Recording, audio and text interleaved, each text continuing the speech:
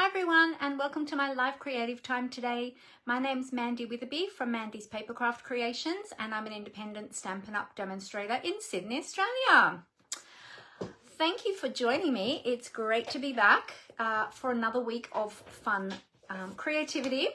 I have got a really cute card today. We are going to start our Christmas cards today, our Christmas projects. We are at, what is the date today? So it's mid-September. It's the 18th of September today. Just adjust that camera a little bit. 18th of September. So it is time to start getting our Christmas cards ready and all of those Christmas projects, because before we know it, Christmas will be here. So the time just goes super, super fast. Alrighty, now while everybody is jumping on or waiting for their, finding their notifications, I should say, that I have gone live, I'm just going to bring this up on my other devices so that I can see everybody's comments. So bear with me. Here we go. I will just find my live over here.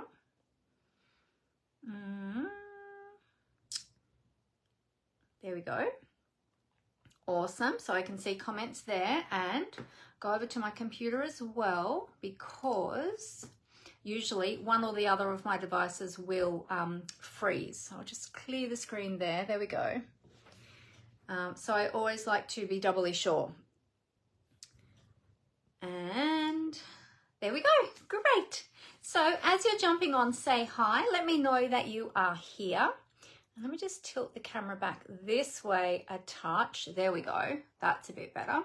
Got a lot of desks. I've got an extra desk in the craft room at the moment.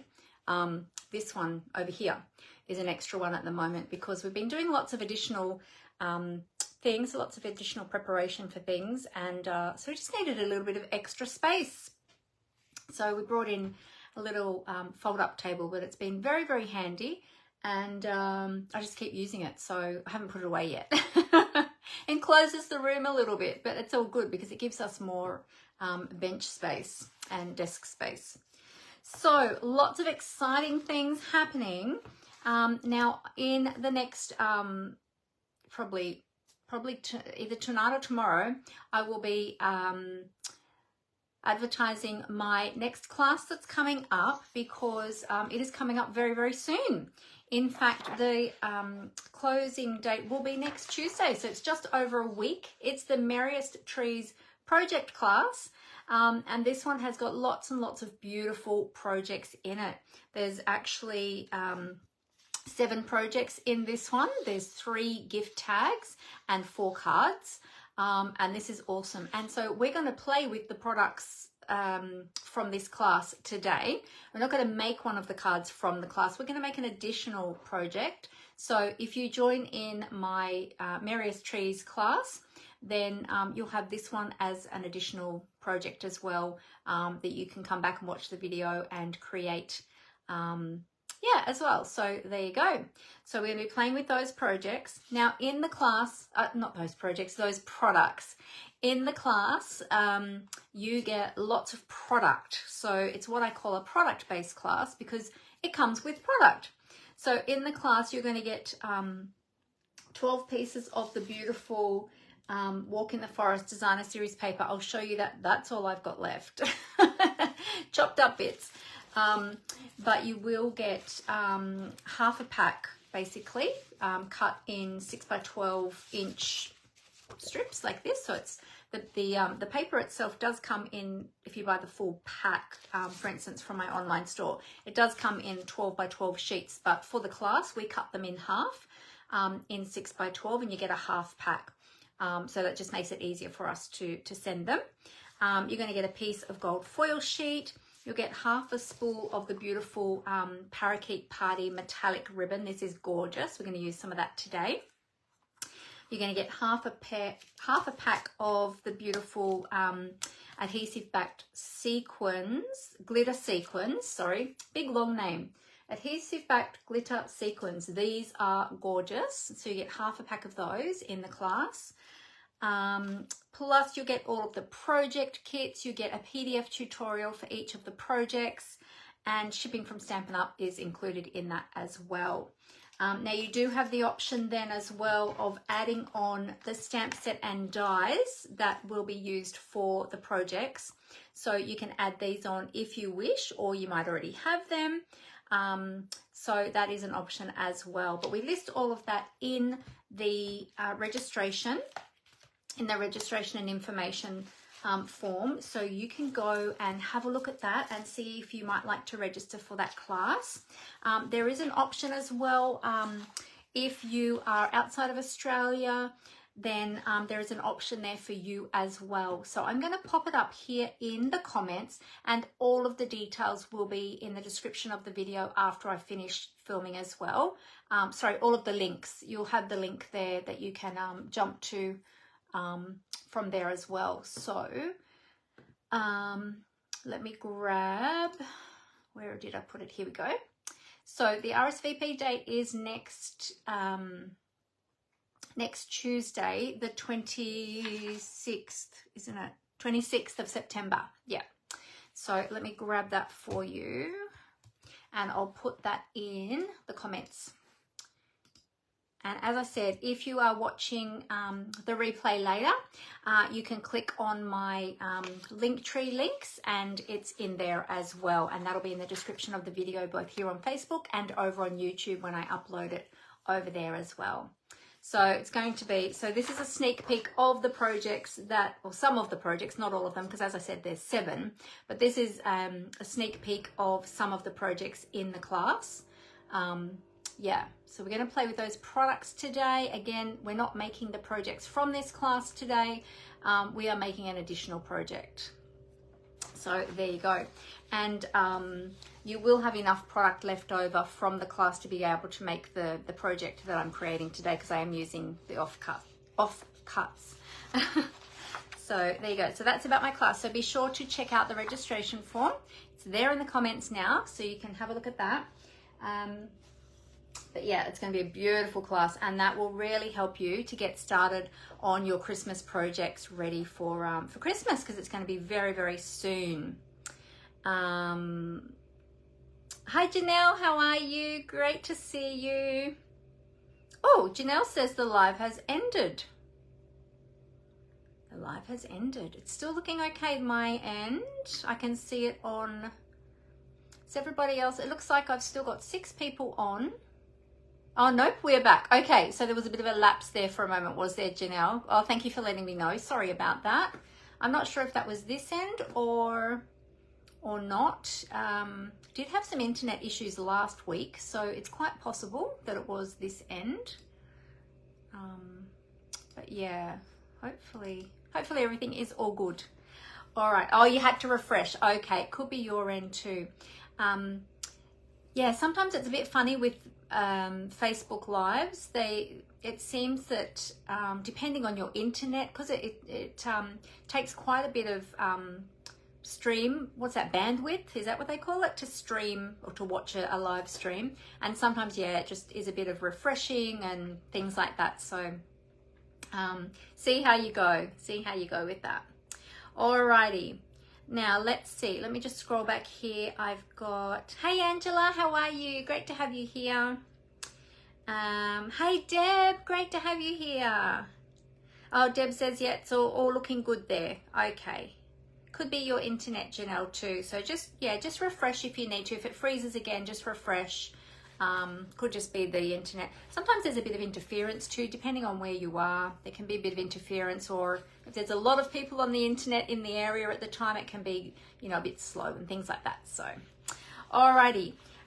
So some other exciting things that are coming up is on the 7th of October. Let me just grab my little flyer. The 7th of October is the free World Card Making Day event that Stampin' Up! Is putting on. Now this is free for everybody, customers, demonstrators, even if you're not a card maker yet, or perhaps you have friends that aren't yet card making.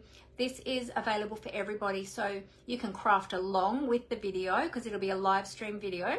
You can craft along with the event, or you can just sit back and watch and relax.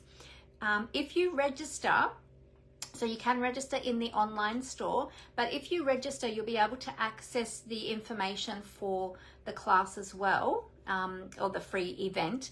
And at the moment available is the list of the products that they'll be using and all of the cutting measurements. And then in the week of the event, then they're going to release the PDF tutorials for each of the projects, so you'll be able to see what they look like, and you can start, you know, prepping everything to get it ready. So definitely check that out. It's going to be a lot of fun. I'm going to be having a couple of friends come over to craft along with me, as well as my team. I'll have them on chat as well, because they're going to be, some of those are going to be joining in as well. So it's going to be a lot of fun. So definitely check that out. Just go to the online store. You'll see an advertising banner that will come up at the top of the screen. You just click on register there. It's free to register.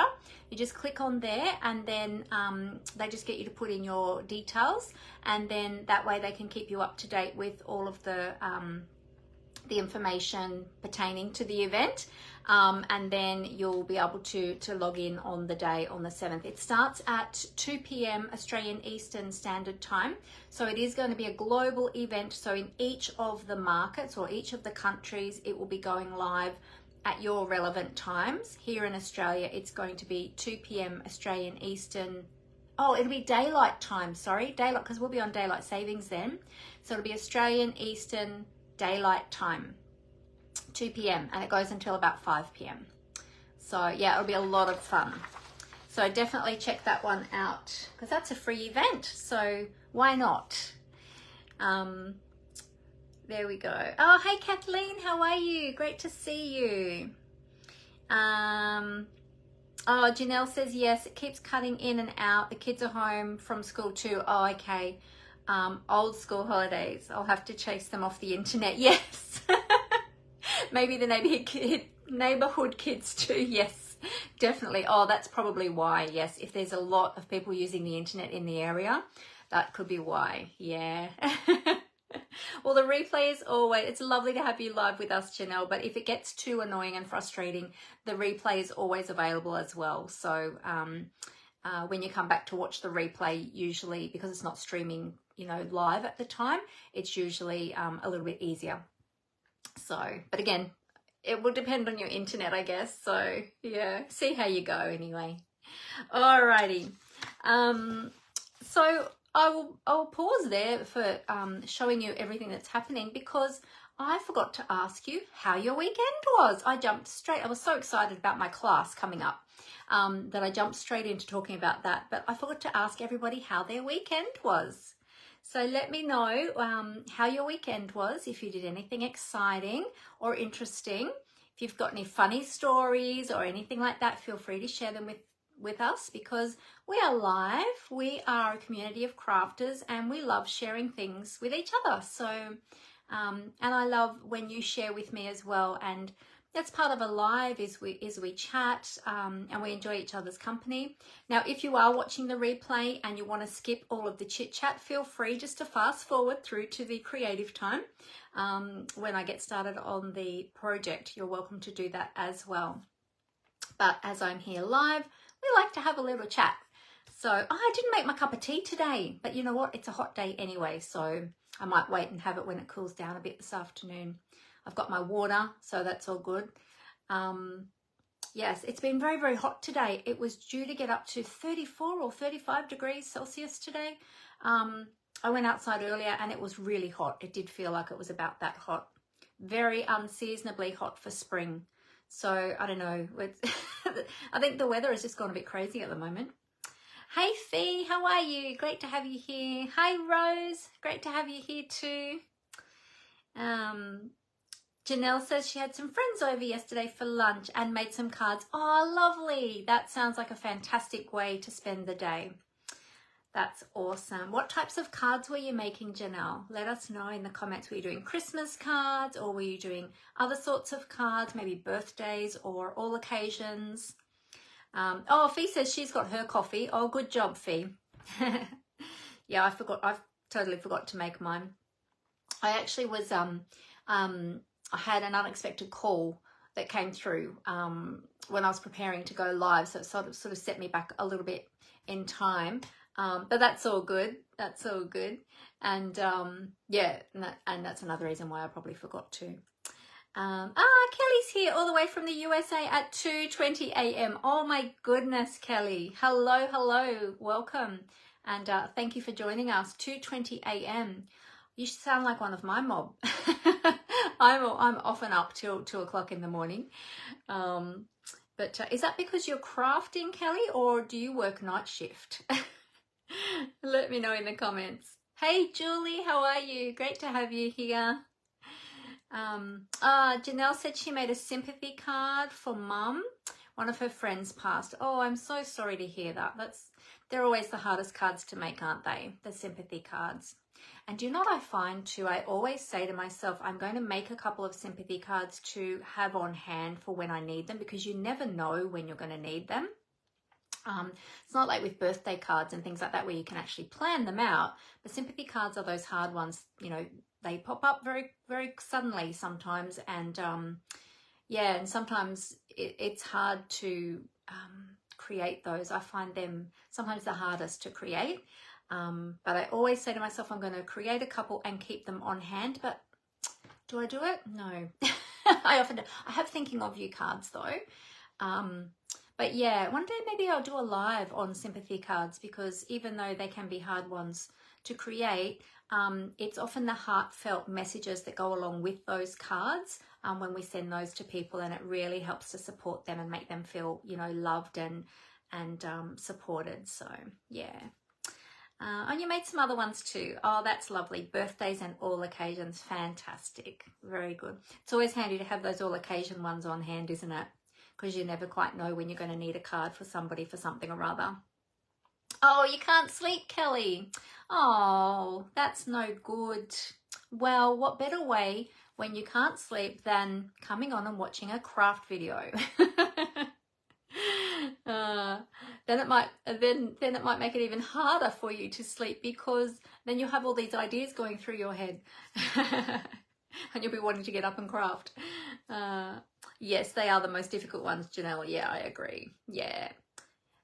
You find the colour to use hard. Yeah, same. That's what I really find about it too, is what colours do you use for sympathy cards?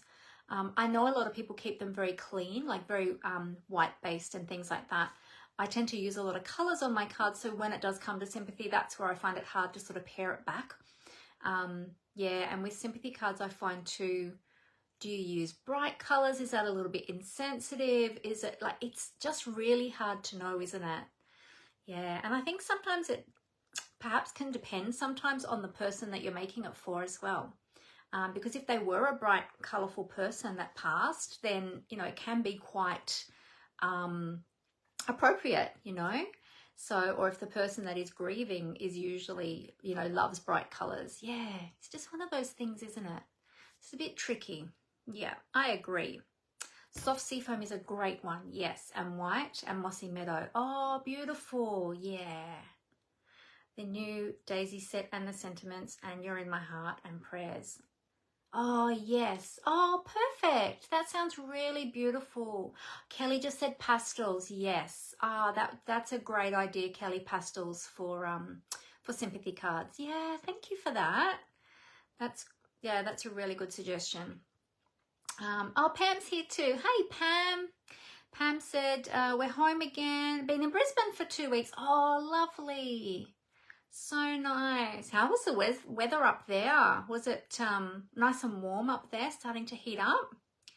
We are, it's so hot here today in Sydney. It's been heating up over the last few days, and today it's at the hot. I don't know if today's the hottest or tomorrow is going to be the hottest. I forget now. My husband did tell me last night, and I totally forget now. I was probably in the middle of doing 100 things when he told me. Anyway, all right, let's keep going. Otherwise, we won't get into our project. There's a few other things I wanted to let you know. There is a brand new kit out. If you love making Christmas cards and you love the kits in the kits collection, this is a great one. Lots of different Christmas trees from different places. So they've even got palm trees. So, you know, if you are in a tropical area or even here in Australia, we could use palm trees because we do have traditional Christmas trees at Christmas too, but being in the Southern Hemisphere, we have heat in the summer, not snow. We have hot summer days. So yeah, lots of fun. And there's even some cactus or cacti, plural. There's a few of them, so cacti. So really, really fun card kit. I'm getting that one in my next order. And I've got a couple of customers who are interested in that one as well. So that's one to check out. Lots and lots of fun. And the kit cards are fantastic. They're lovely. And they're quick and easy to make. And, you know, I love kits. You might have seen yesterday, I actually posted about kits, that I love kits so much because they're so easy. And sometimes you just don't want to think about it. You just want to get in there and just make something, or you might need something quick and in a hurry. They're great to take away with you because everything's in like a small little box. I always take one away with me when I go away. So yeah, but yeah, I love the Christmas card kit. So Christmas Everywhere kit.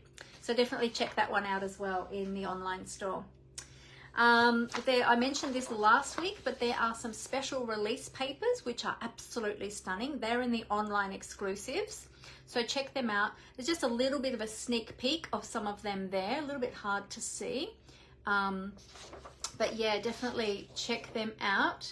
So you can see some of the pretty ones there. Some coordinate, there's a pack that coordinates, you might see this one and this one, coordinates with the new translucent florals bundle in the mini catalogue. And there's some other ones that coordinate with some of the other bundles in the catalogue as well, some Christmas ones, and yeah, all sorts of things. So check those out. Yes, Julie said they are beautiful. Oh, you've got some already, Julie. Fantastic. That's awesome.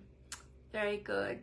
Janelle said the forecast is for 30 degrees, 37 for Thursday. Oh my goodness. Yeah, summer. Yeah, what's spring? I know exactly. It's gone straight from winter to summer, and we had a couple of days of spring, and then it's just gone boom. But I don't reckon it's going to last. I think it's going to I think it's going to swing back around. I think spring is still coming. Oh, Fee said, oh, they are so beautiful in real life. You just got some of the new papers. Yes. Yeah, they are, aren't they? I think you never fully appreciate how beautiful the papers are, even looking at them in the online store or in the catalogue, until you actually see them in real life. And then you actually see what they really look like, and they're always more stunning than what you see on, they're better to see them like 3D in real life rather than 2D on a screen or in a book. So yeah, they're really, really lovely. Anyway, the other thing is too, last thing, and then we'll jump in. I've got the Crafty Collaboration September tutorial bundle available right now. So my customers get this for free when they shop with me and spend over $75. My team get it for free, just for being part of my team. They get it for free every single month. Now this one is a bumper one. This is the biggest so far.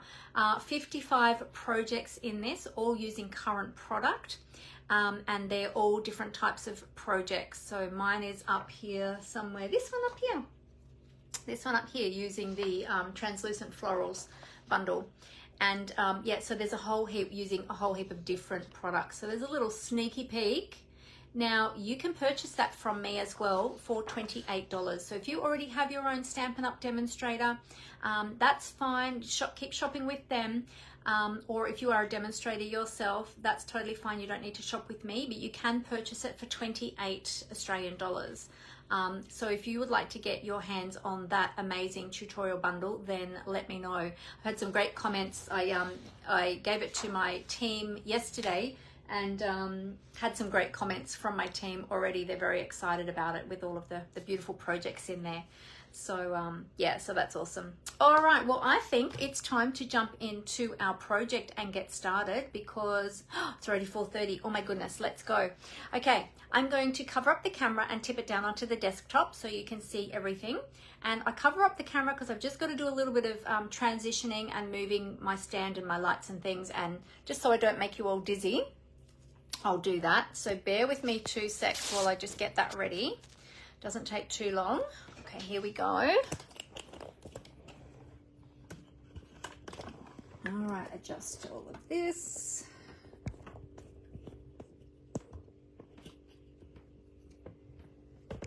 Just got to tighten everything up really tightly so that I don't lose you all. So we don't want the camera dropping mid filming. Okay.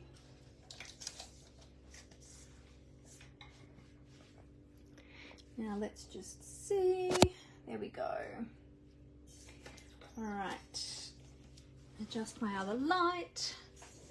I was talking to a friend on the weekend about the lighting that she uses for her videos, because I want to get an extra light that I can have facing me all the time, so I don't have to keep moving my one set of lights that I have, because it gets really frustrating having to do that all the time, and sometimes they decide to not be very cooperative. Hey, I got it really straight today, first go. That's amazing. That very rarely happens. All right, now if you love these products today and you are shopping with me, now remember I do have a class coming up using these products today, so if you'd like to get in on the class, I did pop the link in the comments earlier, and I will put it in the top of the details. Sorry, I'm losing my words. I will pop it in the details of the description of the video after I finish filming. But yeah, so this is the class. All of the products we're using today are going to be in the class, so you can either decide to come and do the class with me and get the products as part of the class, or if you don't want to do the class or maybe you already have the products, I don't know. But yeah, if you want to purchase anything from me, if this is my September 2023 host code, so use that host code, and with orders over $75, you will get that tutorial bundle for free. That's the September. You get this one for free. So I send you all of the tutorials for 55 different projects. Okay, you get that for free as a thank you gift, and you get a thank you card from me as well. Alrighty, so first thing I want to show you is the walk in, a walk in the forest designer series paper. This is the basis of the class, as well as the stamps and the dies, but this is the basis, and this paper is absolutely gorgeous.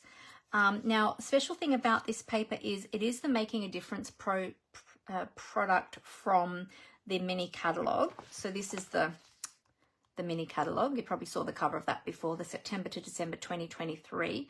If you don't already have one of these and you would like one, please let me know, and I'd love to send one out to you if you don't already have a demonstrator and you're here in Australia. Yes, so $4.25 from each pack of this paper that is sold goes back to support people in need. So in Australia here, Stampin' Up is supporting Anglicare, and so for each pack of paper, $4.25 gets donated to Anglicare. So it's really worthwhile. It's beautiful paper. It's great for our Christmas projects, but again, it's worthwhile purchasing it because you're helping people that are disadvantaged and that need, care and support. So yeah, so that's part of the class. Some beautiful projects in here too, little samples. And the bundle that we are using is the Merriest Trees Bundle. Now the dies cut out some of the trees in that designer series paper as well, which is super cool. We're not die cutting the paper as such today. We are using some of the paper, but we're not die cutting it today. But we are going to use the stamps and the dies with the stamps. So yeah, so you can purchase the stamp set alone. You can purchase the dies separately, but if you purchase them together, which believe me, you'll want both because they're beautiful and they coordinate so beautifully together, purchase them together as a bundle and you'll save 10%. So the bundle price is down here, okay, on page 12 of the mini catalogue. All right, so that's where you'll find them. let's have a closer look. As I said, I have already chopped up the paper. Now let me just see if I've got all of them here. 1, 2, 3, 4, 5. No, there's one still missing. Oh, it might have been the one I chopped up today, actually. I think it was. I think it's this one. Yes, it's that one. That's the extra one. Okay, so they come in 12 by 12. And these are the patterns that you get. So wait, let me go this way. So you have the cute brown bears. Now there is a bear punch in the mini catalogue, and it will punch out this bear. Okay, so you can use it for this bear as well. You can also use it to, the punch cord coordinates with another bundle as well, which, let me just remember which one it is. So it has a stamp set as well with the bear. This one here, the Berry Cute Punch. So there is a stamp set and a punch bundle as well. So you can find more information about that on page 24 of the mini catalogue. But that bear punch, the Berry Cute Punch, it will punch out this bear here, okay? These are the ones you need to fussy cut, and this is the reverse bear, so it doesn't cut that one out, but very, very cute.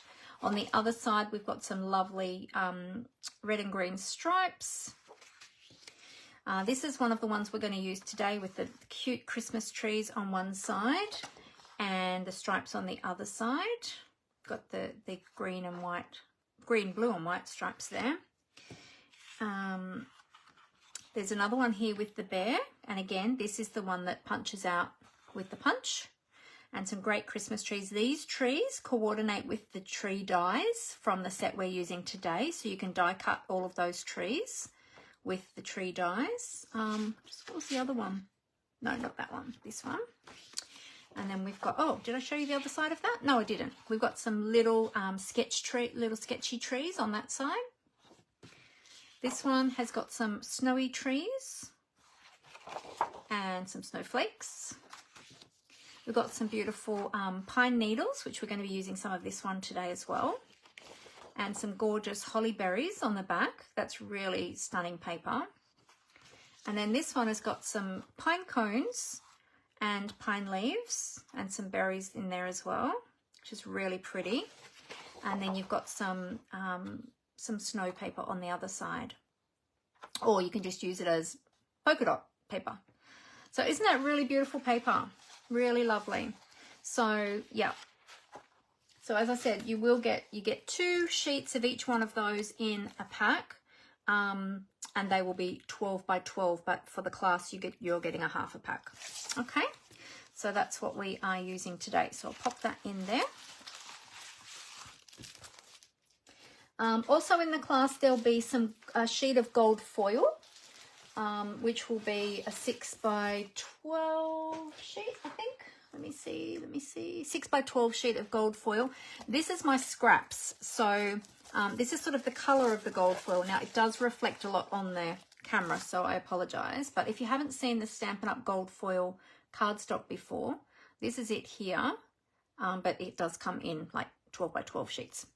But these are some of my scraps, so I'm just using up some scrappy bits today. Good to keep all of those scraps.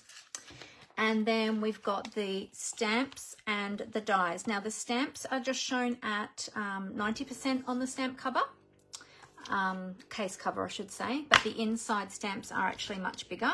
I've taken out the 2 large trees. We've got the solid shape and then the detail, because we're going to be using those. We will use some of these other ones, but I'll pull them out as needed.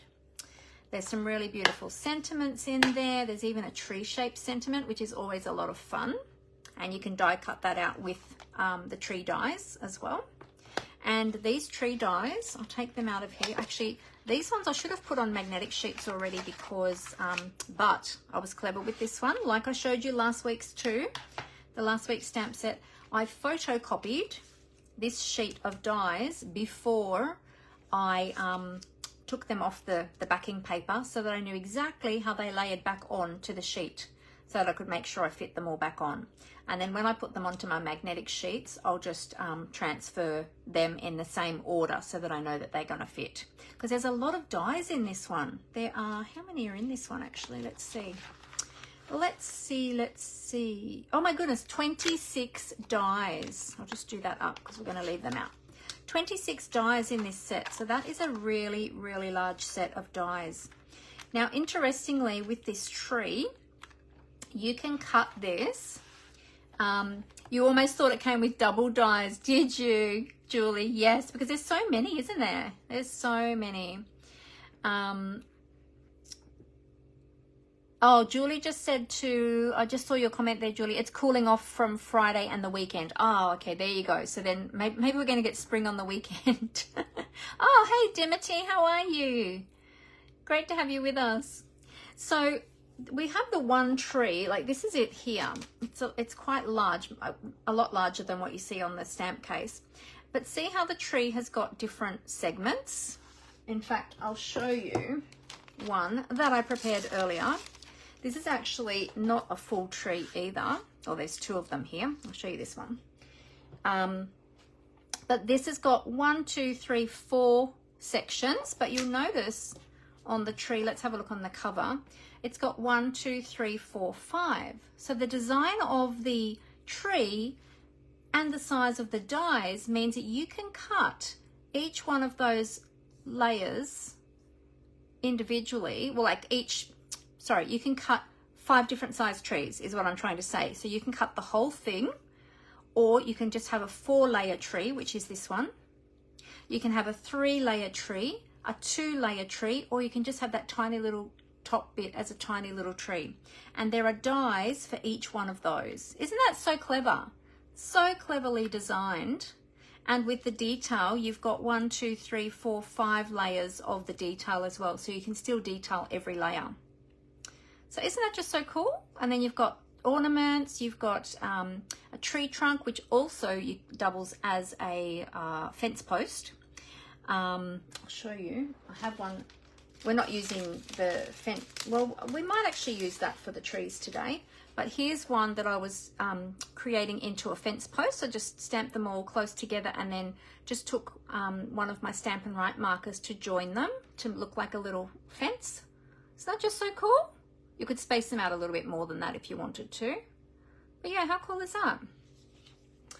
And then you've got staff at the top, you've got bows, you've got presents, you've got more presents down here, some little stars over here, or you could make them into snow, and you could use them for stars in the sky for other cards as well. Just so many great things that you can use for, and even with the presents, you could use the presents for birthday cards as well. So you could use them in other, even the bow as well.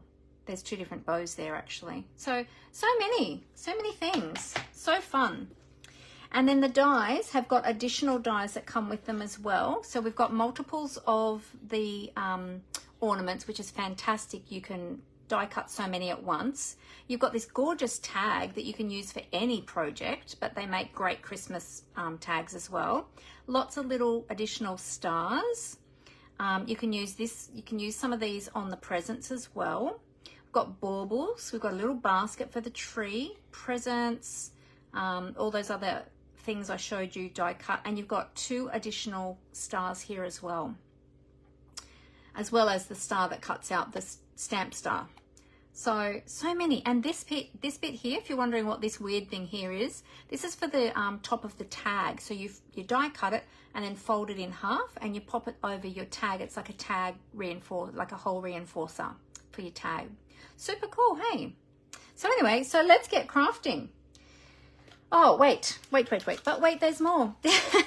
I'll just show you the embellishments and ribbon quickly before we start. So I did hold them up, but this is the, what are they called again? Adhesive backed glitter sequins.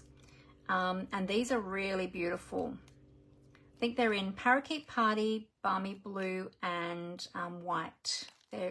I don't even think you can see them properly on camera, to be honest.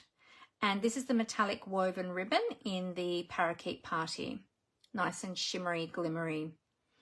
So yeah, this is a lot of fun as well. And this ribbon comes in the 5N colors. So you can get this in other colors as well. But the Parakeet Party is what we're using for the project. All right, so let's get started. Today we are, so what I'm going to do is, actually I'll leave those in there for later. They're the ornaments. I've prepared a few ahead of time. Today we are going to make a fun fold card, a fun fold Christmas card. Now I just thought I would do a very basic one today, and then we're going to add a lot to it. So all I did was I took a piece of basic white cardstock. So this is the thick basic white today. I thought that would give us a bit more strength for the fun fold. So in case you didn't know, basic white cardstock comes in the regular and the thick. So the thick is a higher GSM, which means it's just obviously thicker. So what I did is I took an A4 piece of cardstock and, let me grab one, hang on a sec.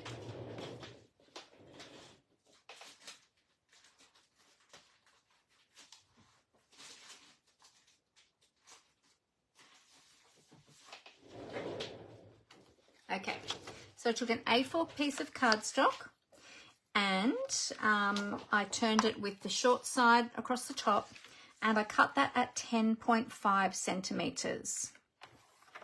Okay, now that gives us 2 card bases that are going to be folded in half. Then what you're going to do is I will move the cutting blade away. We're going to take this to 14.85, which is exactly in the middle, and we're going to score that. Okay, then we're going to score that again, halfway again, which was, I forget now, what was it?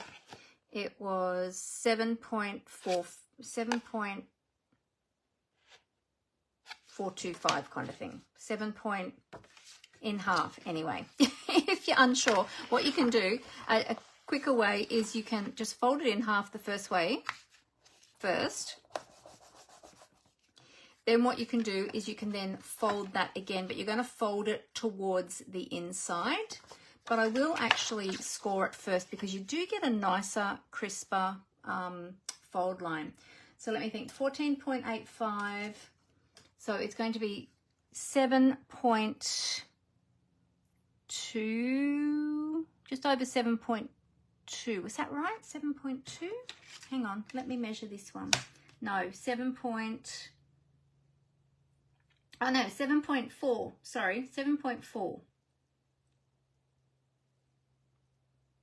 Yeah, 7.4 and a little smidge. Getting my maths all mixed up today. There we go. And then we're going to fold that.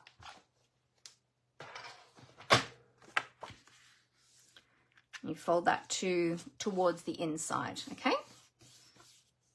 So 7.2 and a little smidge. Now, if you've cut your cardstock at 14 so I always do mine at 14.85 because that's exactly in the middle. But if you go 14.8, then of course you're going to want to do 7.4 anyway. So, but with the score, the middle score line, that's why I just went, because I did 14.85, I just took it a little bit of an extra smidge. All right, so this is going to be an easel card, and it's going to stand up like that. Now, it's not easily going to stand up on its own. You do need to burnish that center fold quite well to get this to stay put, because otherwise it's going to want to stick up in the air. So it's not going to stay put on its own though. We are going to put something here as a little stopper. Okay, so that's the card base. All right, so that's pretty easy. So cut it in half, cut the A4 sheet in half, score at 14.85, score again at 7.2, sorry, 7.4. Why do I keep saying 7.2? 7.4 and a smidge, and then fold in half like that, okay? So it's going to sit up like that. Now, all right. So then we're going to take some of the designer series paper, and this is the one that's got the trees on one side, but it's got the lines on the other side, and this is the side that we are going to use. It went that way. Yep. And then these pieces are, oh, I didn't write them down. I thought I'd written them down. They are, measure them again. Sorry, so organized today. 10.5 by 7.4. 10.5 by 7.4, and you need 2 of those. So we will start with those pieces first, and we're going to attach those with a little bit of multi-purpose liquid glue. Now, because you've got this fold line here in the middle, we need to leave a little bit of a gap where that is. We don't want to, so we don't want to adhere a piece right over the top, because we need it to fold there in the middle. And if we did that, it wouldn't fold. So we're just going to take this up to the fold line. Now, if you find once you've cut it, just check that that's still going to fold, okay? And you might find that you have just a little bit of overhang at the top. Okay, so just check that. If you happen to have a little tiny bit, like I've got a little smidge of a overhang at the top, we'll come back and we'll trim that off, okay? It's just because of that fold line there in the middle, okay? And then we'll do the same with the bottom piece.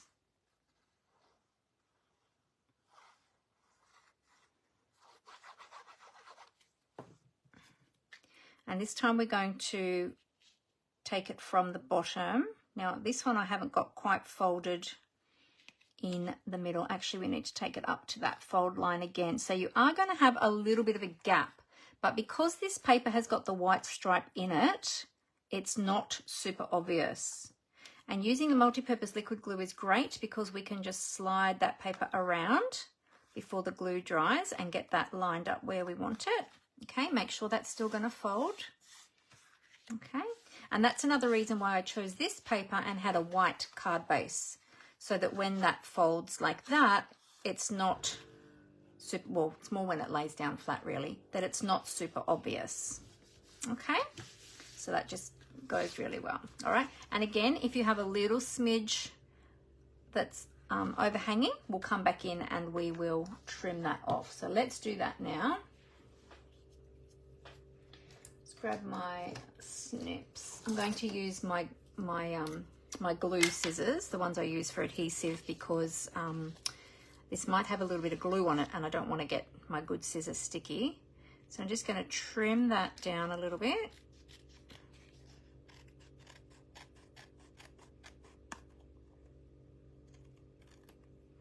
There we go. And then we'll check the bottom as well. I'll just open that flap up and trim that as well.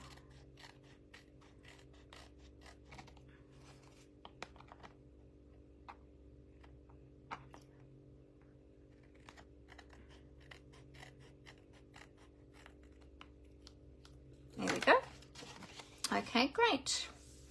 All right, so that's the front. Now for the inside, we're actually going to put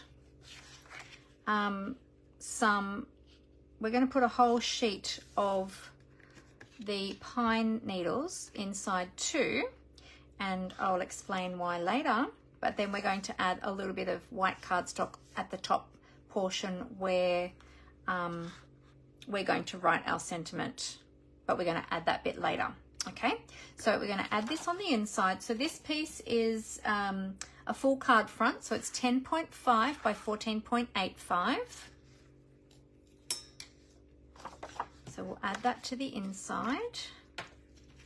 And I'm using the pine needle paper because I want it to look like all of those pine needles have come off the tree and fallen on the ground.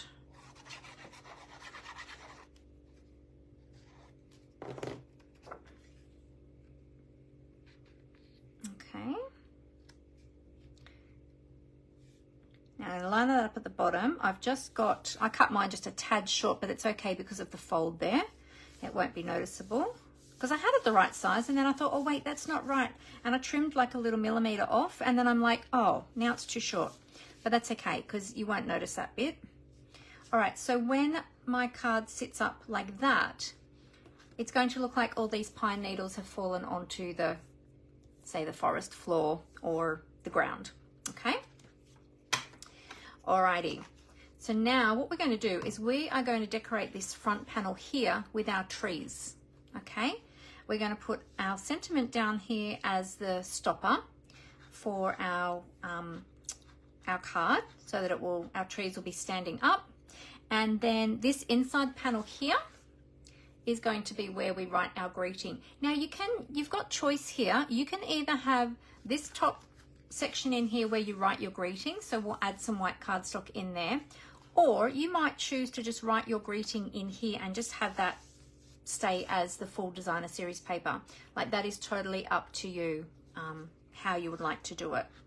But we'll do some stamping now. So that's the basis to begin with. And then you can go ahead and decorate your card however you like.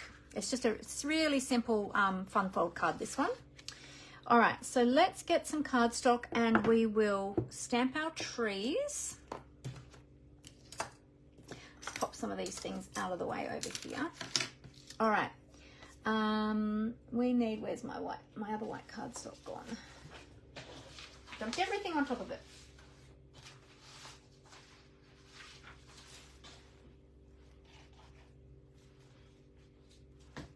Actually, I might use this piece. All right, so what I'm going to do is I've got a few colors here that I will use. I've got Old Olive, Garden Green, Pretty Peacock, Real Red, and Pecan Pie. And we want, when we're doing the tree, if you're going to do the detail of the tree, you want a light and a dark color. So I'm going to have a Old Olive solid tree, and then the detail I'm going to do on top of it in Garden Green to begin with. All right, now I'm only going to use the top 4 tiers of the tree. What you will notice is, because the tree is so large, you won't easily be able to fit the whole tree, or you won't fit the whole tree on the ink pad, okay? Now this is a solid stamp. Oh, what I need to do is grab my Stamp and Pierce mat and put that under my cardstock. And I'm going to pop some grid paper onto, oh yeah, no, that's up the right way. Pop my grid paper underneath to protect my Stamp and Pierce mat. But because this is a photopolymer stamp, they don't have much give to them. So having the Stamp and Pierce mat underneath, it's a foam cushioning. So it gives a bit of give underneath the stamp, and you get a much better stamped image. Okay, let me just check on comments. Ah, Tina Marie's here. Hello, hello. You had an early day home from work today. Oh, lucky you. Planning all the housework that you'll get done. And then you find your new mini catalogue in the mail. Ah, no housework for you today. Oh, that's funny. Oh, there you go. And then you found me on my live as well. And I'm using some of those brand new products. Oh, there you go. All right, I'm just going to take a sip of water. One does tend to get a little bit thirsty when one talks so much. Speaking very proper now, aren't we? All right, so what I'm going to do is I am going to take the ink to my stamp pad. Now, you should be able to get those top 4 layers with good coverage of ink. Okay, with your ink pad. When you're going down to the 5th layer, it starts to get a little bit more sort of streaky because it doesn't fit very well. So you've got to be quite, what's the word? Strategic with how you move your ink pad to get like a nice even coverage when you go below the 4th layer. But it can be done. Actually, if you have a stamp positioning tool, this is a great stamp to use with the stamp positioning tool. There we go. Actually, I might go this way. That's better. Yeah.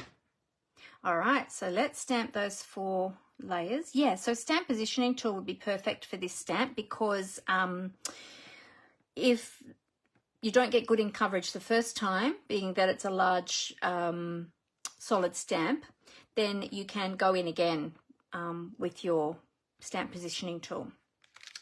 There we go, beautiful. We got a tiny little splodge there. That's because I've got something on my stamp which I didn't notice. Hang on, I have to clean that off.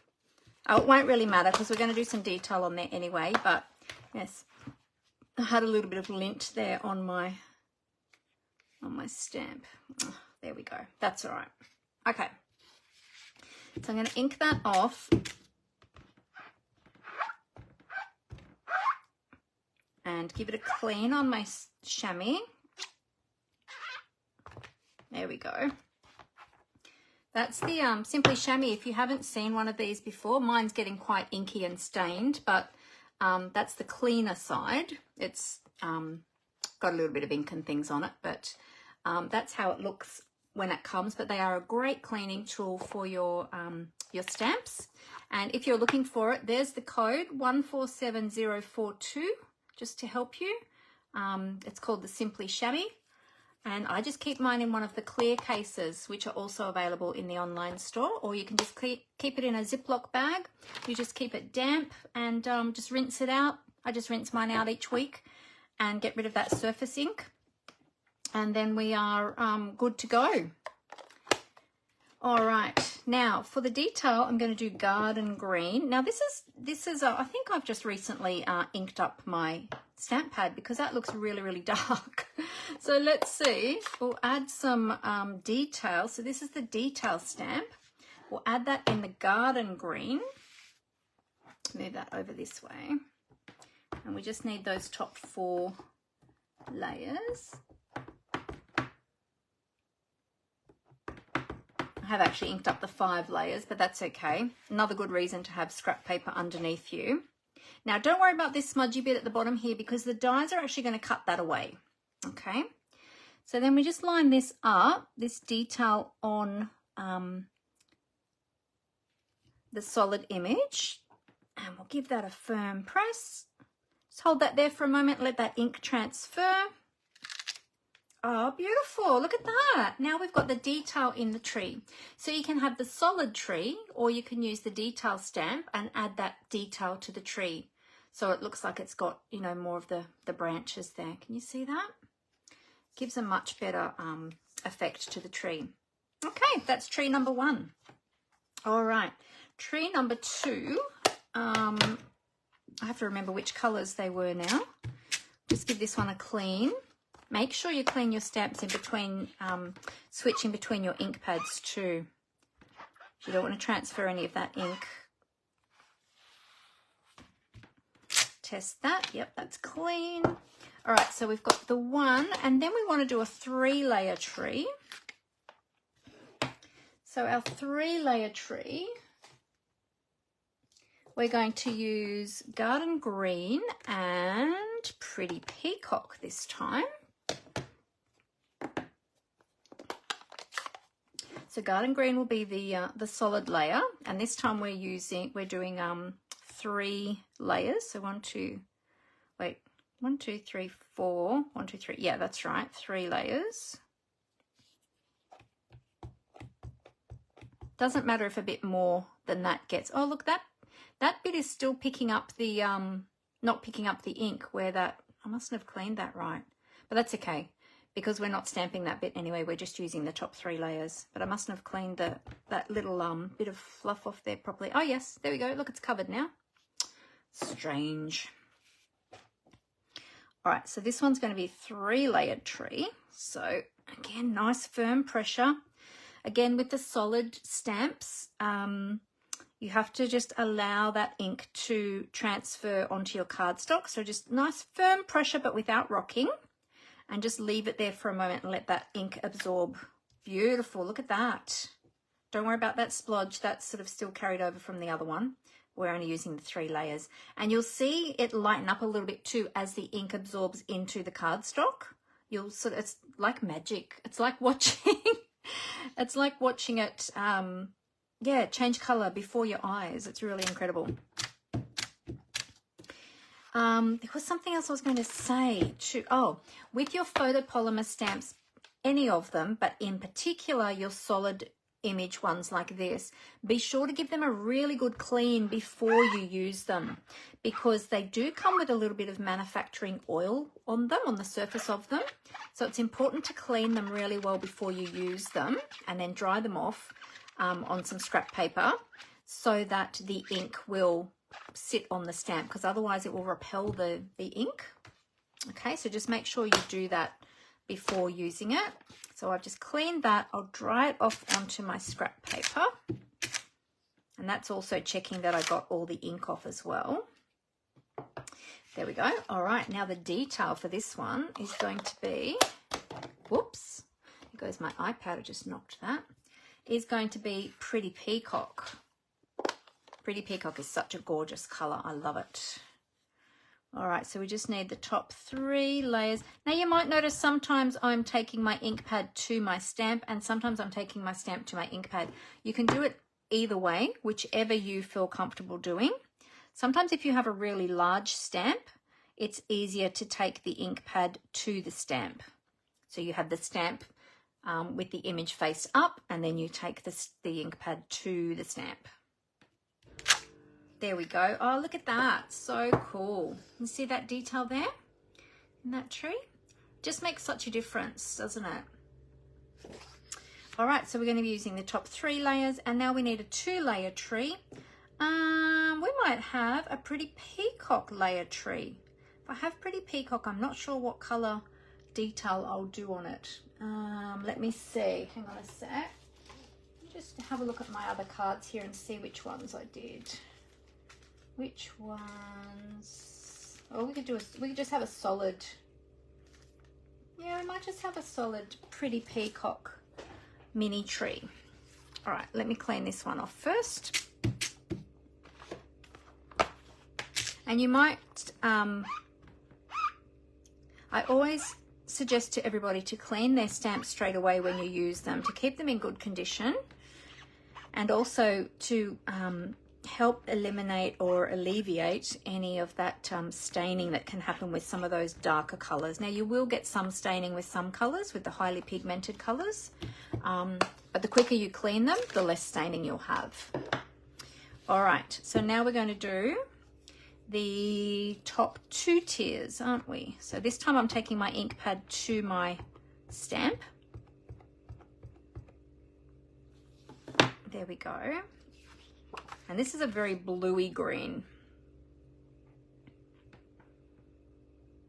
Okay, let that ink absorb. There we go. Awesome. Look at that. So cute. Okay, so I think 3 trees will be great. I'm thinking we're probably going to cut out one of those bears from the DSP as well and add them. But I haven't decided which one we'll use yet. All right, so this one's not going to have detail. Oh, I wonder if it would, the detail would stand out if I did it in the opposite colorway. Could try it. It wouldn't hurt to try it. I'm going to try Garden Green on the Pretty Peacock and see if the detail shows up or not. If it doesn't, it doesn't matter. But we'll just see. The Pretty Peacock might be a little bit too dark, but we'll give it a go. And we'll see. Oh, it does. Oh, look at that. Oh, cool. Because I don't think I'd stamped that color combo before. But it does show up very well, actually. And this is it in reverse. This is the Garden Green on the base with the Pretty Peacock on top. This is a Pretty Peacock on the base with the Garden Green on top. So there you go. You can see the 2 different colorways there. Or different color combinations, I suppose you'd say. So there we go. Great. All right, now each of those trees is going to need a tree trunk. Now, if you wanted to, you could just put those trees so that they were sitting like right down on the ground so that you couldn't really see a tree trunk. But I am going to stamp some tree trunks. So we're going to do all of our stamping at the one time. So then we can do all of our die cutting at the one time. So that will save time. So I'm going to use some pecan pie with some crumb cake cardstock And we'll stamp some of those tree stumps. Get those out here.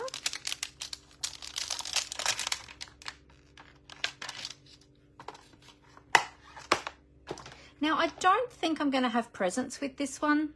My idea with this card, I'll just grab a block for that one. My idea with this card was that these trees were out in the Christmas tree farm, or they could be in a forest. But yeah, I was sort of thinking, oh, that'd be really cute if they were in like a Christmas tree farm, and we could pretend that people were going to go and choose their tree and cut it down and then take it home for Christmas. You know, I love little stories. So that was kind of my idea. There we go. Now what about some decoration? Oh no, we're not going to put decorations. That's right, because they're on the Christmas farm. They wouldn't be decorated out on the Christmas farm. Or would they? Sometimes they have some decorated, don't they, for like advertising the Christmas farm. Have you ever seen that, where they'll have like one out the front that's been decorated? I would like to show you how to use the decorations. I guess we could stamp some, and then we can choose whether or not we're going to use them. Hey, we could do that. All right, so let's grab some of the little decorations. We've got all of the little presents. I think the little presents are kind of self-explanatory. You stamp them, you can stamp them in the different colors, and then, you know, stack them under your trees or around your trees. Yeah.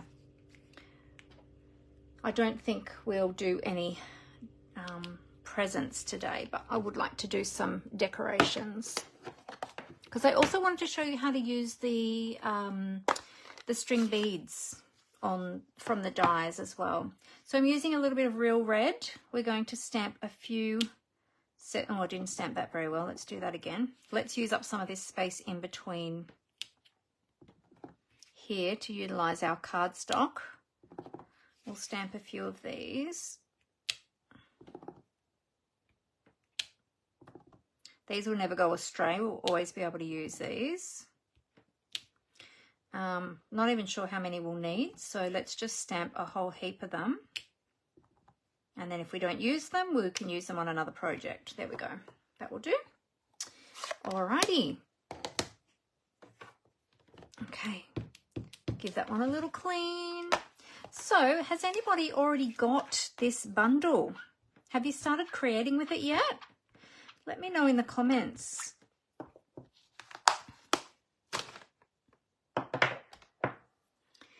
Okay. Ah, yes, that was a good idea too. Sorry, I wasn't looking at comments, and I just I'm just looking now. Janelle says she likes the tree stamp. Yeah, it's a really great one, isn't it? Yeah. And Amber says you can use the detail image straight onto coloured cardstock and die cut it. Yes, you can actually. That's a really great idea too, because we have the, so you could stamp the detail, and then actually let's do that. Let's yeah, let's do one, and I can show everybody. I'll do it here on this one. So we'll do it in, can do garden green on garden green, or you could even do a darker color on, let's see, we'll try the garden green on garden green first. Ah, I left the tree stump on that one. Hang on a sec, let's take that off.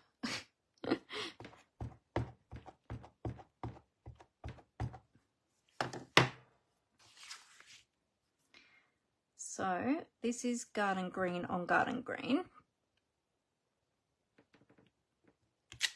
There we go. Cool. That looks awesome. And what if we did coordinating colors? What if we did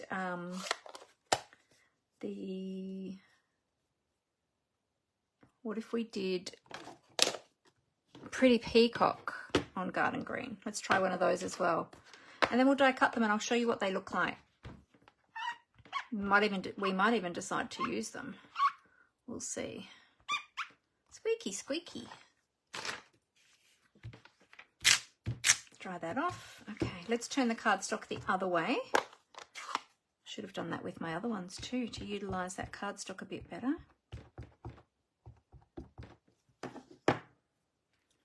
There we go.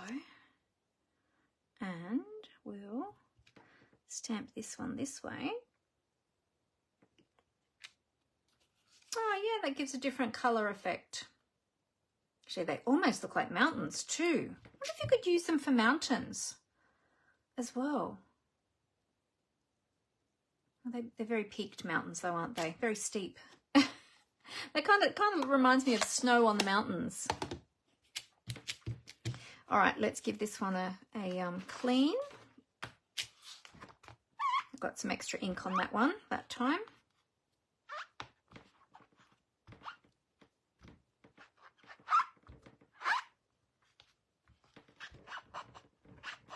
There we go.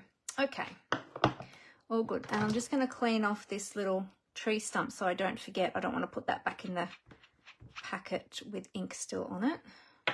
Alrighty. I'm getting very inky actually. Let me clean my fingers because I don't want to put ink on my project.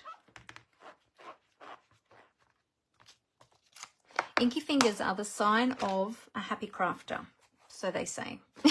Or something along those lines. All right. Now, I have got my mini stamp and cut and emboss machine. Oh, you know what I didn't stamp? I didn't stamp the sentiment, but I was going to cut the label for that. I need 1.7. I'll use that same piece of cardstock. I need it 1.7 centimetres wide. So let's measure on here. I'm going to use the measure on the right-hand side. So I'll go 1.7 on that side. And I might cut a couple of them in case I do a stamping boo-boo with the first one, because, you know, it's quite possible.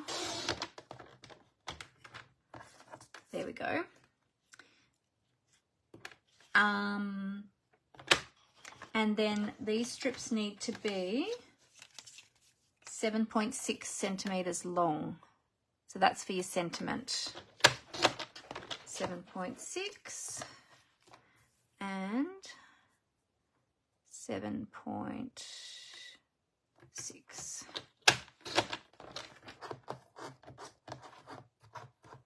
Oops. So you only need one of these, but I've just cut an extra one just in case I don't stamp the first one well, because, you know, that happens. All right, so we've got that ready too. We should maybe stamp our label while we are here. And what I'm going to do is I've got here, if you wanted to, you could just leave it straight, but I've got my Banner's Picker Punch here. So I'm going to use my Banner's Picker Punch, and I'm going to use the arrow head end. And I'm just going to punch that on both ends. So I'll just line that up and punch. And line that up. Hey Jenny, how you going? And punch. Oh, Jenny is making a few Christmas cards. That's fantastic. Well, that's what we're doing today too. So there we go. We'll do the other one as well.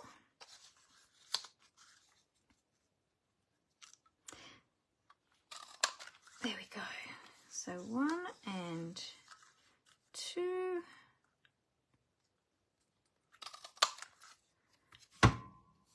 There we go. So we've got our 2 little labels there. Ready to go. So we'll stamp our sentiment now before we do our all of our other die cutting, seeing as we're already going with all the stamping. Oh, I've just put my... Here's a tip for you. When you have a large solid stamp like that, don't put your stamp case down on your stamp because it's going to stick. It will come off, but... There we go. All right, so we're going to use this sentiment here. Hoping your home is filled with the spirit of the season. That's beautiful.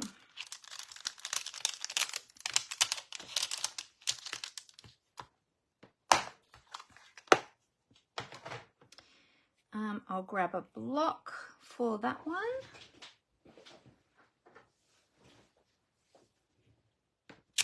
There we go. We'll use our grid paper again. Let's turn that over. It's a little bit yucky mucky on that side, isn't it? And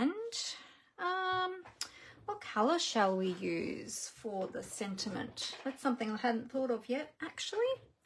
What's the darkest tree? The darkest tree is the garden green, so we might use garden green for our sentiment.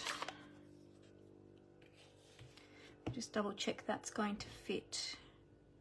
Yes, that's just going to fit. All right, so we'll ink this up. Can test it on our paper. Beautiful.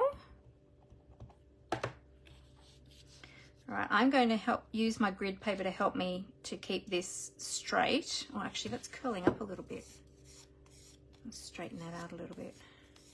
Straighten that out a little bit with my fingers, or you could use your bone folder. Oh, it's still curling. Just to make it sit nicely while I'm stamping it. There we go. Ink that back up. Make sure that ink is nice and moist. And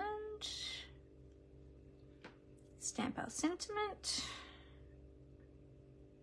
There we go. Oh, beautiful. Look, I got it first time. I don't need that other one, so that's good. I'll save that for another project. There we go. All right, so that's all of our stamping done, I think. Hopefully I haven't forgotten anything. Now we'll do some die cutting and then we can put it all together. And we're going to die cut some of those, baubles as well in the gold. So we'll get some gold scraps out too.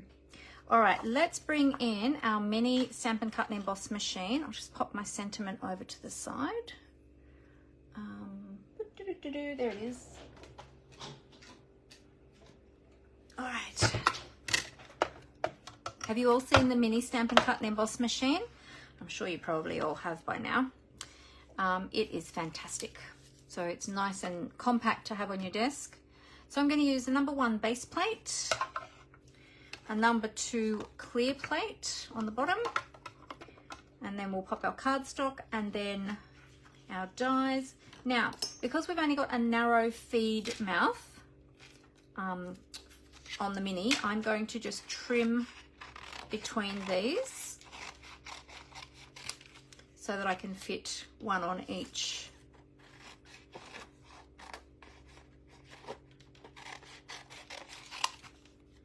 Yeah, one through each pass. And that one, I'm probably not going to fit all of those, so let's cut around those. I might fit those. There we go. Okay. And I might just trim that so that I can use that piece here for sentiments.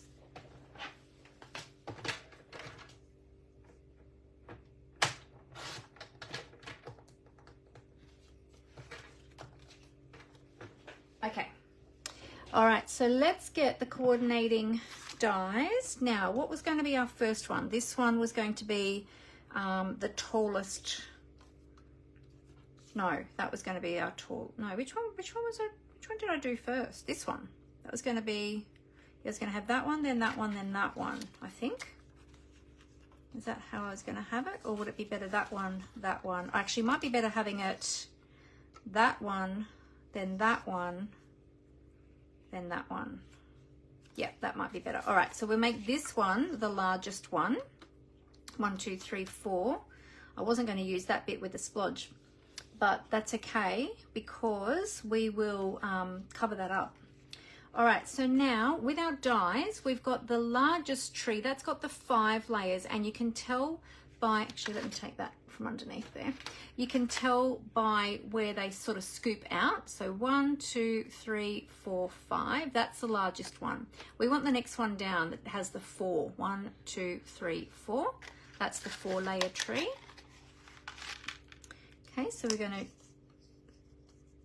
have that snug around that tree, and we're going to use some washi tape, or you can use post-it tape or a post-it note to hold that in place. So let me just line this up, get that nicely lined up.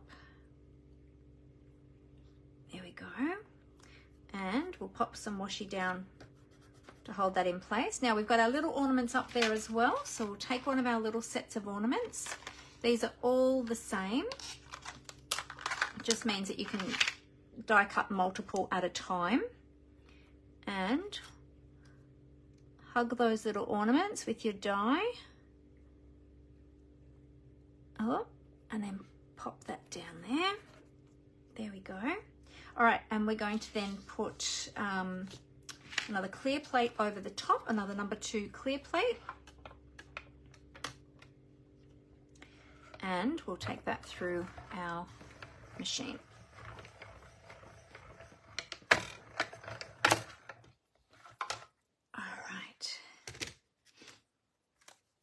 All right, so now this die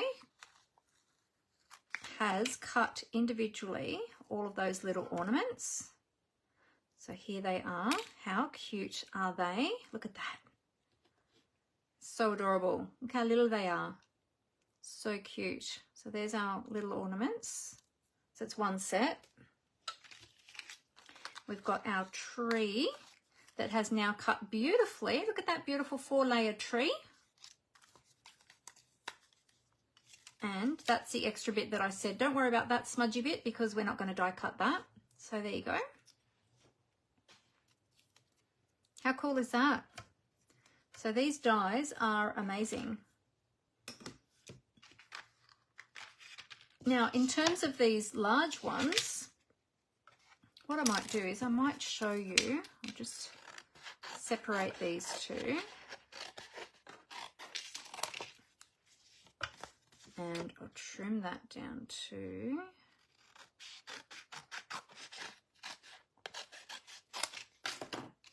And I'll die cut one of these with the largest die just to show you. Not that that's going to fit on our card today, but I will show you what that will look like.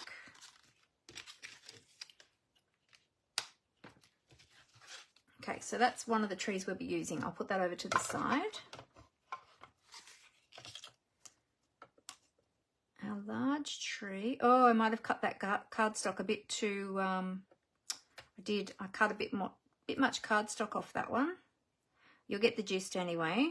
We might not use it all, but yes, I think I cut a bit too much off the edges. Oh dear, I did too. Actually, might be better off doing the other one. I might do the other one. I think I cut this one a little bit too close. Try this one. I didn't leave enough cardstock around the edges for die cutting it. And this one, oh, this one too, I did the same. Okay, well, there you go. You learn from my mistakes. It's all good. So just make sure you leave a good margin of cardstock around the edges of that if you want to do a tree just with the stamped detail on coloured cardstock. Just leave a good margin around the edges because I didn't leave quite enough and I've trimmed them.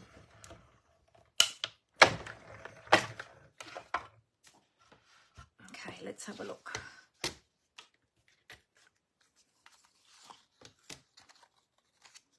Yeah, just, oh, it's only that bottom corner actually. So if you tucked that under something else, you wouldn't notice. And I had it offset a little bit too, but you kind of get the idea that you can cut a tree with coloured cardstock and just add the detail to it. How cool is that? I've, yeah, not quite lined that up properly, but you kind of get the gist. I could use smaller portions of that. We'll keep that aside. We might still use it today. We'll see. If not, then I can use it on another project. But yeah, if you ever find that you accidentally don't have enough cardstock on the edge there, if you've cut off the edge of your stamped image, don't worry because you can always hide that. You can hide that with an extra element, put an extra element over the top of it or tuck it behind another element on your project. All is not lost if you do that. So don't panic if that happens. So I'll keep that one aside. All right, next tree is this one here. So this one was going to be our 3-layer tree. Oops, oh, where's my video gone? There we go. Okay, our 3-layer tree. So 1, 2, 3, this one here. So we're going to line that one up with our 3 layers.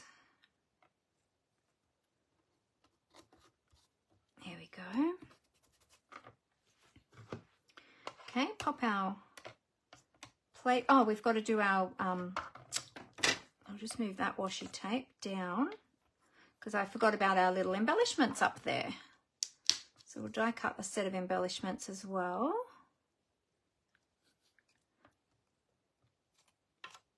There we go. Line them up.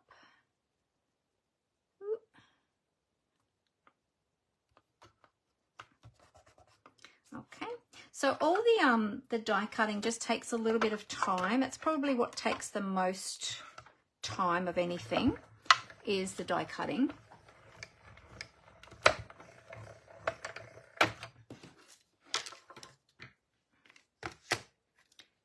But it's not difficult at all. It just, yeah, you just have to be patient. There we go. So there's our little tree. How cute is that?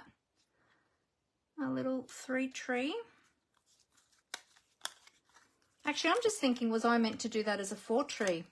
I think I was going to do a second 4-layer tree. That's okay. We'll pivot. We'll change our idea. I think I was going to do two 4-layer trees and a 3-layer tree. But I've just cut that one as a 3-layer. That's okay. That's all right. Maybe I'll cut the next one as a 3-layer then instead, and we'll have 2 3-layer trees and a big tall tree. A 4-layer tree. Yeah, I might do that instead. All right. Let's pop this one on here. We'll do this one as a 3-layer tree as well. Those colors are really popping now that that ink has dried. Can really see the detail much more easily in the trees.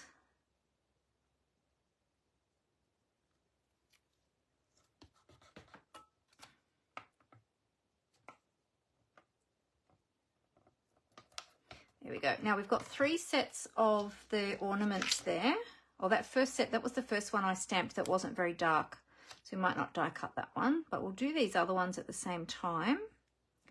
So just line this up. There we go. And line this one up.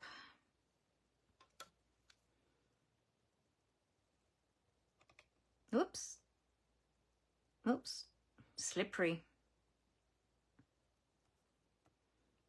There we go. Hey Sam, how you going? Great to have you with us today. All right, so then, oh, you know what? Let's do some of these as well. We can chop some of these as well at the same time.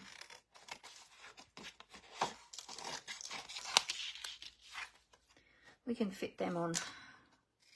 We've got 3 of these, but I think we've only got 1 tree stump or tree trunk die. But we can fit that on the plate at the same time, so I might put it up here. And, oh, I need another piece of washi to grab a little bit of washi here. This is some old retired Stampin' Up! Washi tape. And just to dab it off, the first time you use it, I take a little bit of my shirt. So I just grab a little piece of my shirt. So this is just the sleeve of my shirt, and just dab it just to take a little bit of the sticky off so that it doesn't tear the cardstock. Let's line that up here.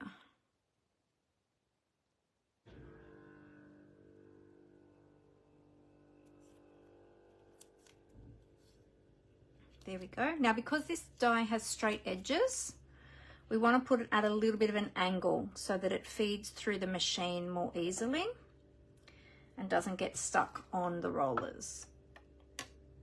Okay. There we go.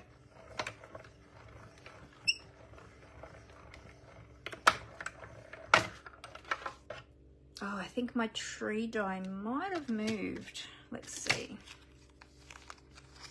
Oh no, that's okay. Oh, good. Good, good, good. All right, and we've got all our little ornaments. Oh, you're going to watch the replay later, Sam. No worries. Have a great afternoon.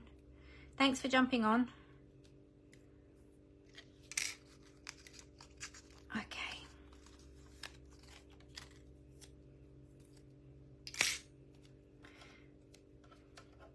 All right. There we go. Okie doke. So we've got our little tree trunk.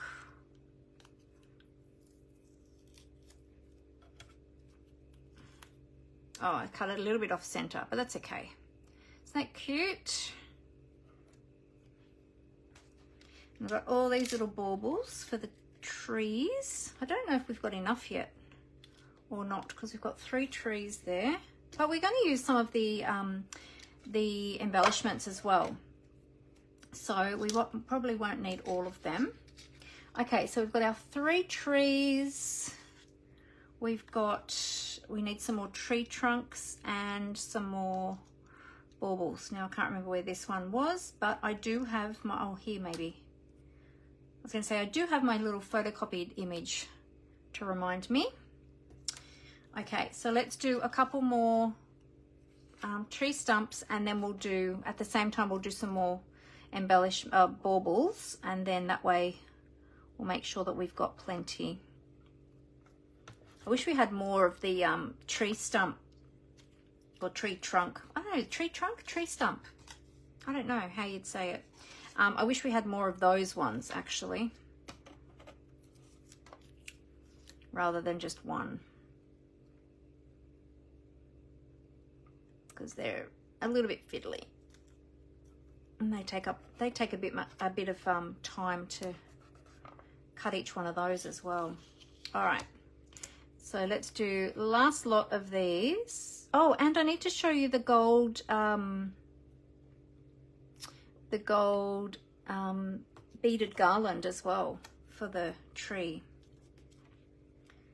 So 1, 2. So when you're stamping your images and you're using multiple dies on the one piece, just make sure you stamp your images so there's a little bit of gap in between where each of your dies are going to be sitting, because if the dies are touching, they actually they might not cut properly. It makes it really hard for the machine to feed them through the rollers. So yeah, just be mindful that you leave a little bit of a gap. All right, there we go. And we'll take that through as well. And then we'll do our beaded garland in the next one with the last tree trunk.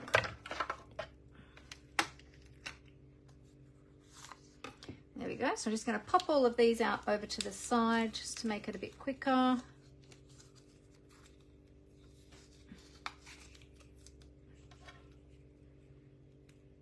Out you go.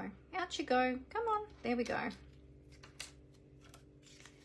And this one, we've got one more set, but I'm not going to bother cutting the last set. I don't think we'll need them. Now, I bought on the weekend this really cool metallic tray that I can just chuck my dies into while I'm crafting, and then later on I can put them all away. And because it's magnetic, I'm not going to lose them, which is great for these little ones. Oh, look, my bobby pins are even stuck there. There we go. Stick my bobby pins in there too. So I just got this from Bunnings, the local hardware store. And yeah, it's super cool. I'd seen some other demonstrators using them and I thought, oh, that's brilliant. That's such a great idea. All right, we've got one more tree trunk, and we'll do our beaded garland at the same time. So just line this up. Is that lined up? I can't tell if that's lined up. That's the top, that's the bottom. There we go. Okay, hold that there. All right, so this one here is the beaded garland. And we'll grab a little piece of scrap gold foil cardstock.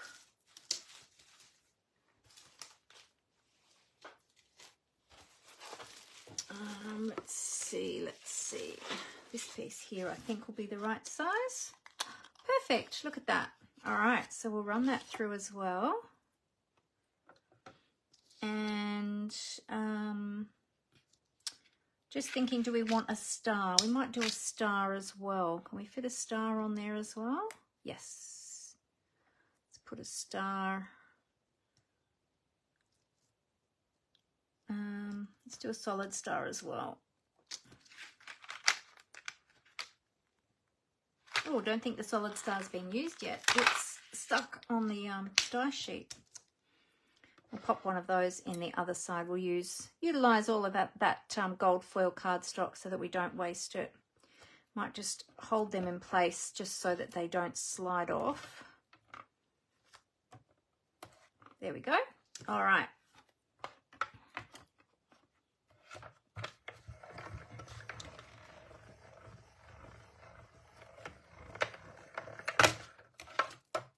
Okay.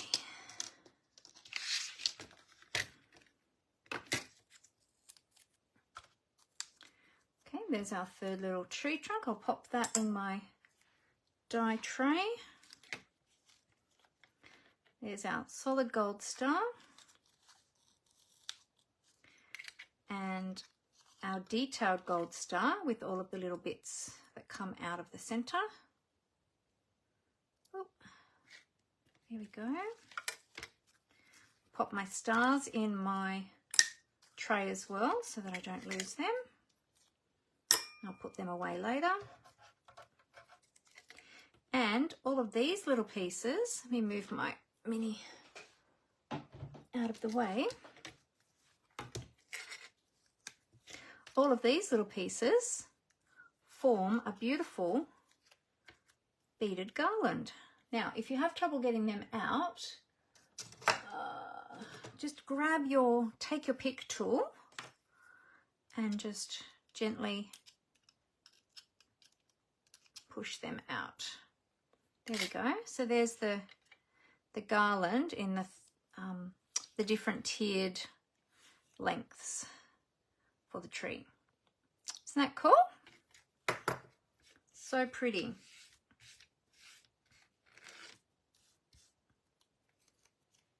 I'm actually thinking, I wonder if I will decorate all of the trees or just the largest one. Just contemplating that. Maybe I will cut some more garlands just quickly, just in case I decide to do all of them. Let's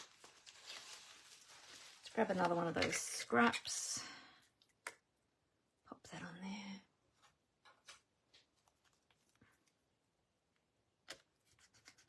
And let's do another couple of stars, because if we don't use them today, we can use them another time. But we don't want to waste that gold card stock because it's just so beautiful.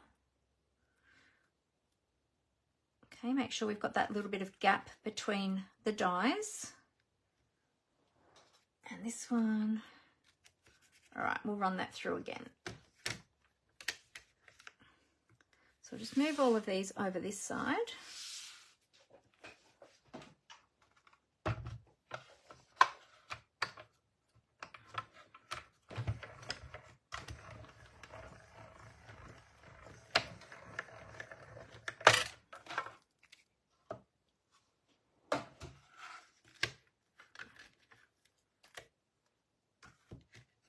There we go.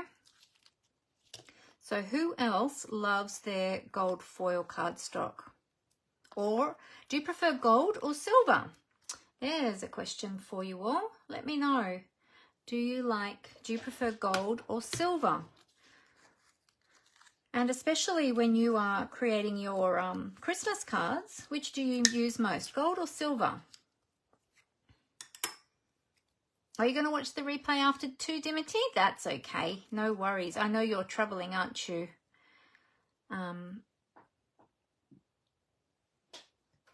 It's a little bit tricky to watch lives when you are traveling.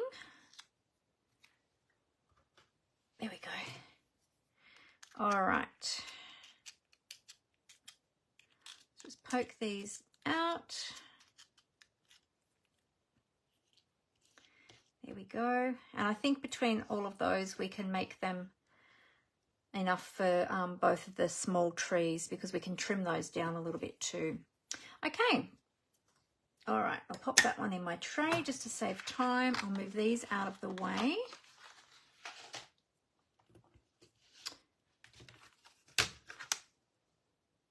And we just need to pop out the, the centers of this detailed star here. Ah, Jenny says she likes both. And she likes the foil red and green as well. Oh, did you get some of that too, Jenny? It's stunning, isn't it? Has everyone seen that in the catalogue or in the online store? The red and gold foil cardstock. It's beautiful as well. Great for your Christmas projects. All right, so now we have to design our front panel. So our card is going to sit up like that. And our trees are going to sit like this. So we're going to mount them up. We're going to mount each one of those up on dimensionals, but we just have to work out the placement, okay? So what I'm thinking is something like that and like that. Or we could have that one at the back and that one at the front. And then we're going to need to decorate those trees as well. But I was thinking about the bear also. There's the little bear in the paper. Now let's find the one that's got the bears on it, because I thought we might be able to put one of the bears. Oops.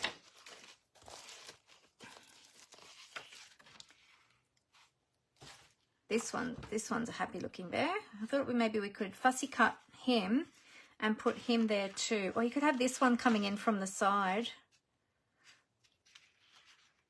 That one or that one? That one might be cute coming in from the side, or that one.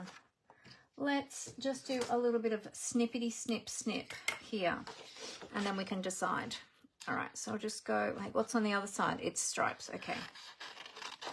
Just go around this one and this one.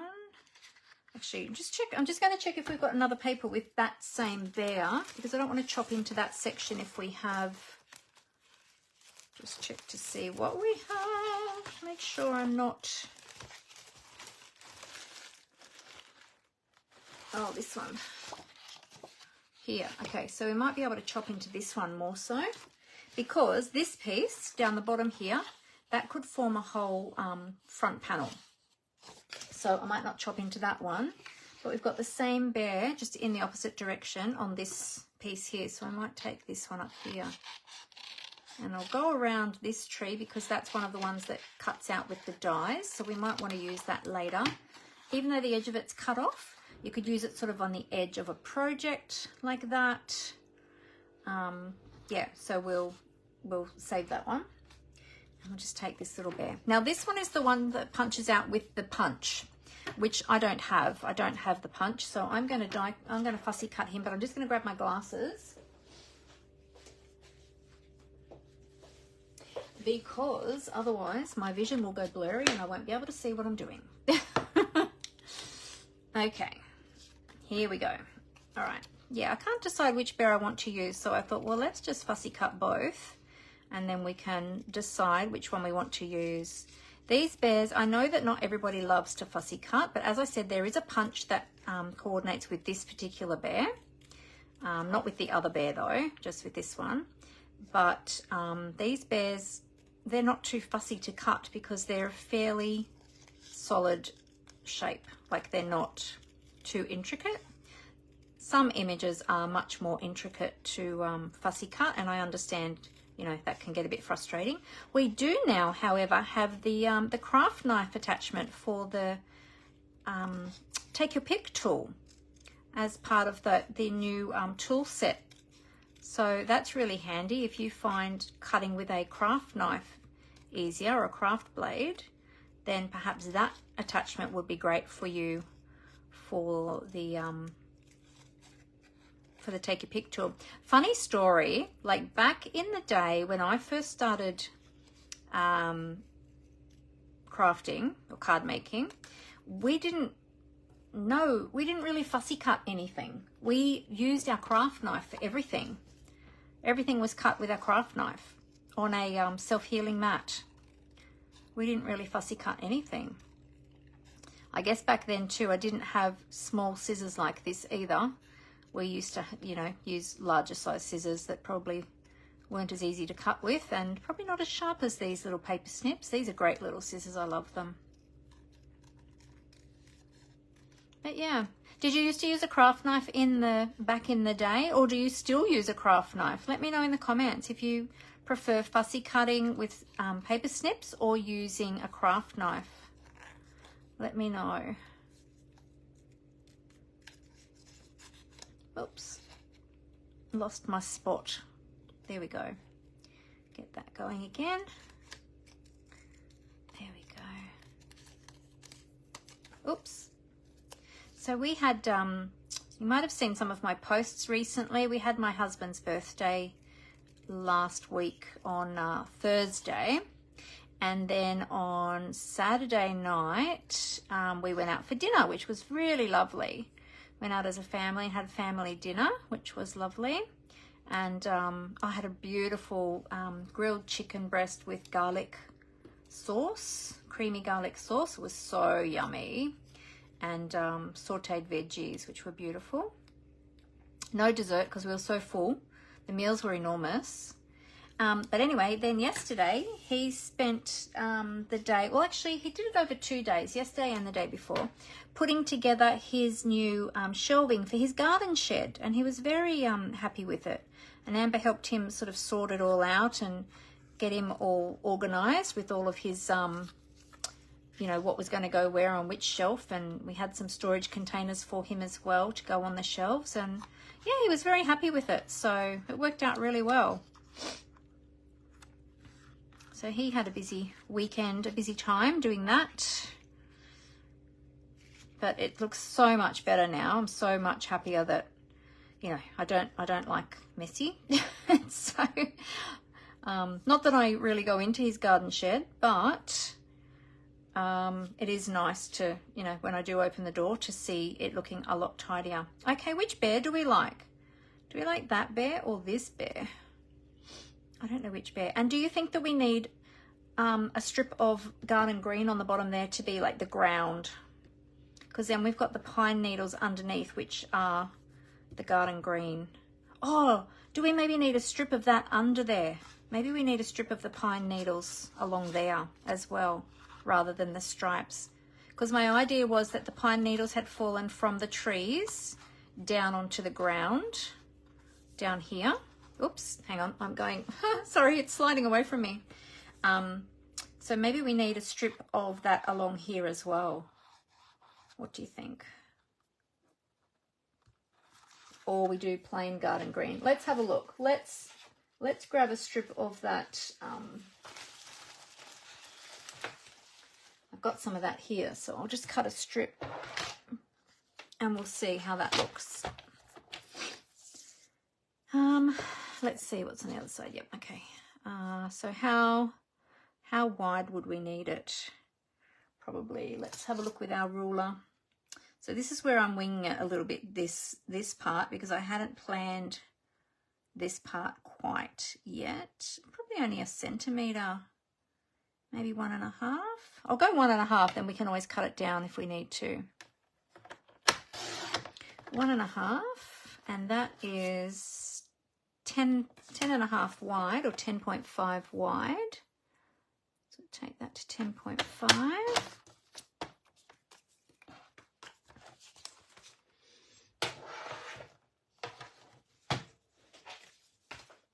Okay, let's see now. Do we add a strip of that along the bottom there? And then have the trees. Sorry, I keep moving off the camera. It keeps sliding away from me. And then have the trees sitting there. Now we need the tree trunks behind the trees as well. So we'll have to add those. I'm just not sure what length yet. So that's why I haven't kind of added them just yet. That one and then that one. Our little trees. So this is what I like to do. I like to place everything down first before I commit to sticking anything, just in case I change my mind or I don't like it. And then that can go there, and it can have its own tree trunk. Or should that go up higher? No, that should go down lower.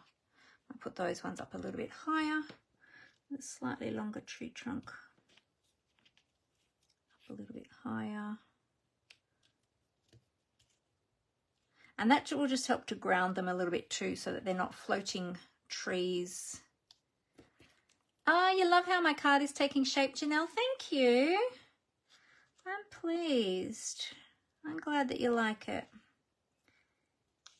I hope that gives you some creative inspiration to perhaps do something similar. There, so we can put our tree trunks there like that. And then we need to decide on the bear, that bear or this bear.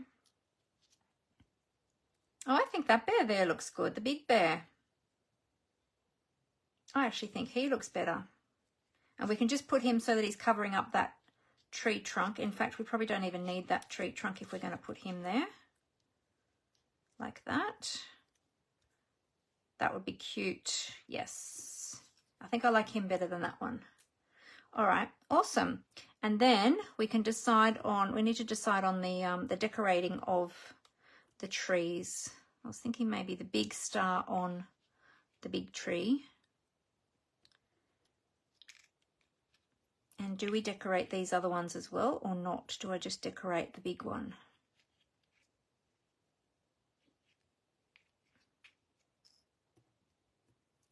So we need, let's see, we need, that's the largest one for the 5th tier. This is the fourth tier of garland.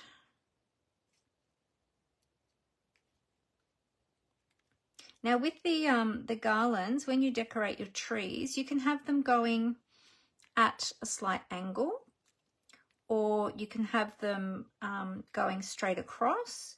You can even do an extra row and have them crisscrossing, if you like crisscrossing your garlands on your tree. It's totally up to you how you like to have them. But that might add a little bit of bling. Yeah, I think maybe I might just decorate just that one with the garland and not the other two. This one's covered up. We could add maybe some little, some of the little ornaments or some of the bling, because I wanted to add some bling. What I didn't add was a ribbon. I was going to add the ribbon as well. What if I add that around the top now?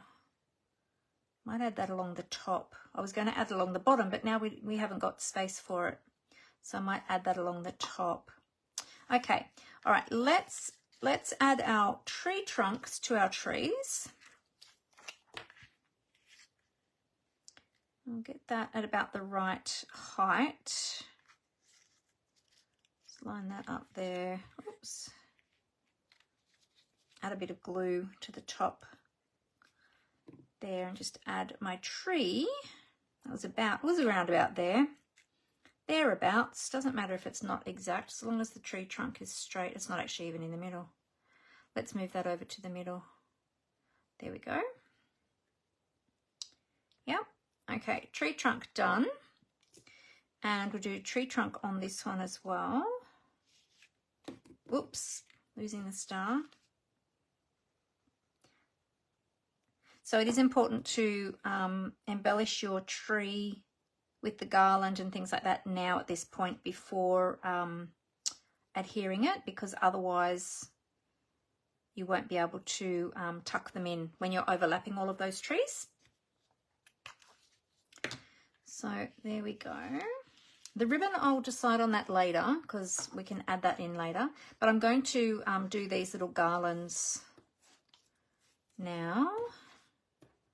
That one we're not going to worry about. That one we're deciding on.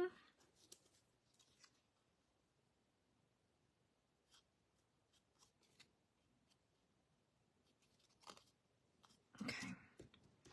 That's still not in the middle. That's all right. Okay. I'm going to use some fine tip glue pen, I think, to adhere this. So if you added some, what do you call it? Oh, I'm umming and ahhing a lot today. My thought process is just all over the shop today.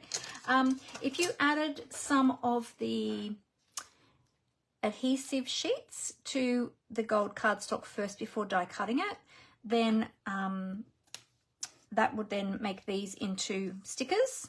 So then you wouldn't have to worry about gluing them. You could also use the glue sponging technique, which I've shown before in some of my other videos.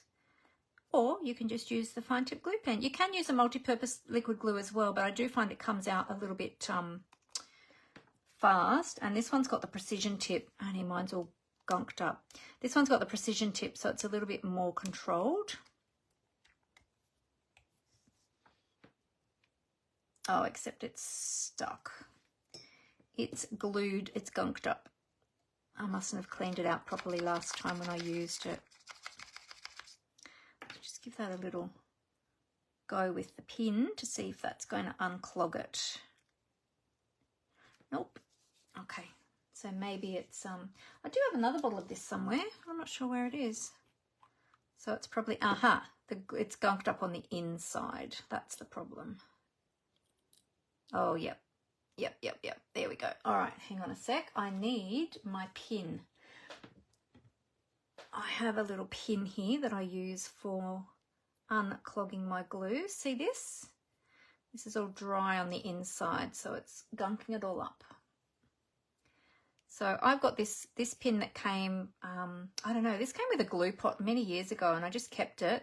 But you can just use an ordinary pin to just unclog your glue.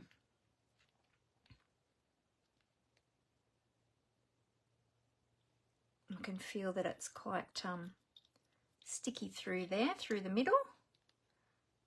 I'll see if I can get it unclogged. If not, then I'll just move on to the multi-purpose liquid glue. Don't want to spend too much time, but I just wanted to show you that if your glue does clog up, when you're using the multi-purpose liquid glue, it does dry very quickly, so it is important to cap it straight away after you've used it, not let it just sit. And perhaps I've made that mistake and just left it sitting without capping it quickly enough, so it's clogged it all up. All right, let's see if that works now. See if that freed it up at all. No, okay, that one's going to need a little bit more surgery. So what I'll do is I'll just move on to the multi-purpose liquid glue. Whoops. Just make sure that you've got to make sure that pin goes down in the center of the needle. Just give it one more try. One more try. Oh, it sounds like no, it's coming out the lid because I didn't do it up properly. Okay, moving on.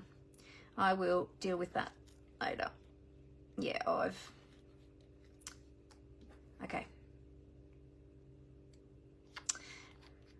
Rookie mistake. Well, not that I'm a rookie, but yes, I will have to give that a proper clean out because I've obviously left the cap off too long at one point and made it too sticky. It's dried really quickly. All right, so we'll just use a multi-purpose and we'll just have to be really careful that we don't put too much down. All right, now I'm going to put my beaded garland at a little bit of an angle there. Let's just slide that across.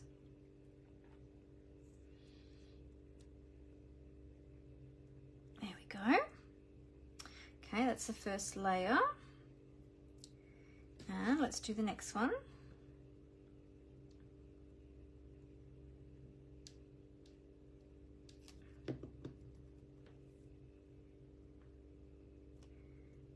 This one.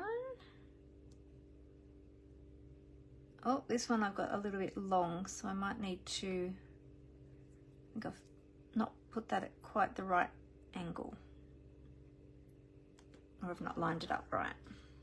Something, I haven't got it lined up. That's what it is. Slide that over. There we go.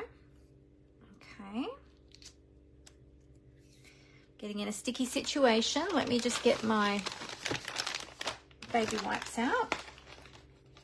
Wipe those fingers.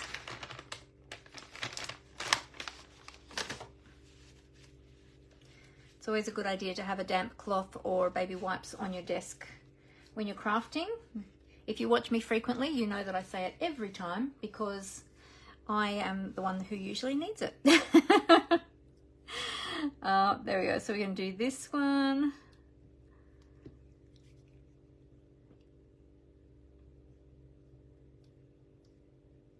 If it's not sticky, it'll be inky, one or the other. Okay, now you can use tweezers to apply these as well if you find it a little bit difficult to handle these, or your dexterity might not be the best or something. You can use tweezers to attach these. Now that one, I'm just going to snip off that last little one because it's just a little bit too long at the angle that I've got it there. If I had to put it down lower to the bottom, it would have been the right size, but because I've put them at a slightly weird angle. And then this one is the third one. Yep, and that one's going to go up there. Oh, sorry, not the third one, the top one, but it's got three little beads on it. There we go. Okay.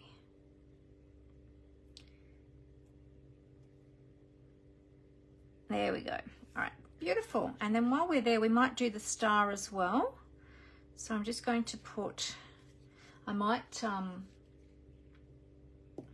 let me just see. I might just put a little bit of glue just in the center. Oops, we don't want that much because I don't want it to ooze. You don't want the glue to ooze on your metallic, because what you can do is you can dab it off a little bit on your silicone craft sheet, because what will happen is you'll actually see the glue on the gold foil cardstock. So we don't want that. There we go. Pop that up there.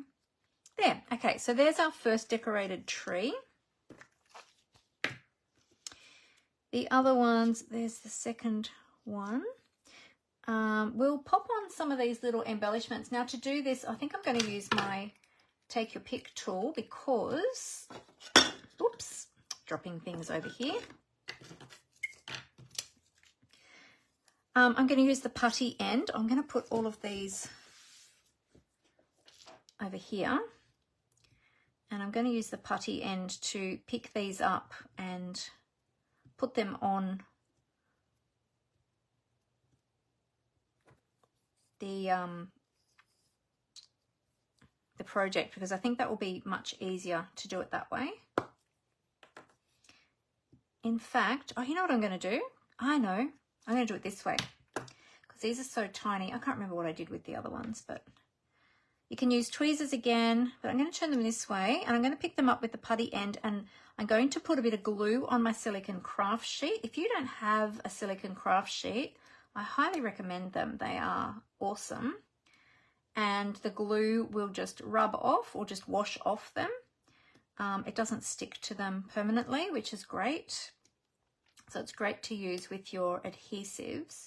You can find it in the adhesive section if you're looking for it. But we've got all of these little ones. I'm just making sure I get all of the shapes there. There we go. And I'm going to try doing it this way. So I'll put a bit of glue on our silicone craft sheet like that, a little dab of glue. Let me move over a little bit so you can see what I'm doing. We'll scoot all of this over here. There we go. And I'm going to decorate this one that's going to be in the center. So I'm going to pick up my embellishment, just dab it lightly in the glue. Don't want it to, oh, don't want too much glue on it. So dab it off on the paper, and then we can just hang the baubles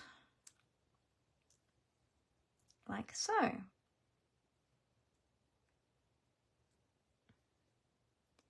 Oh, no worries, Rose. Thanks for being here. I'll see you next time. See you on the replay. It is getting late. I just looked up and saw the time when you said that. Like, oh my goodness. So there we go. So we can put a few baubles on there. Let's add another one of these ones down here. And we might add one of these ones over here. There we go. Now for this one, I'm going to use some of the blingy bling bling.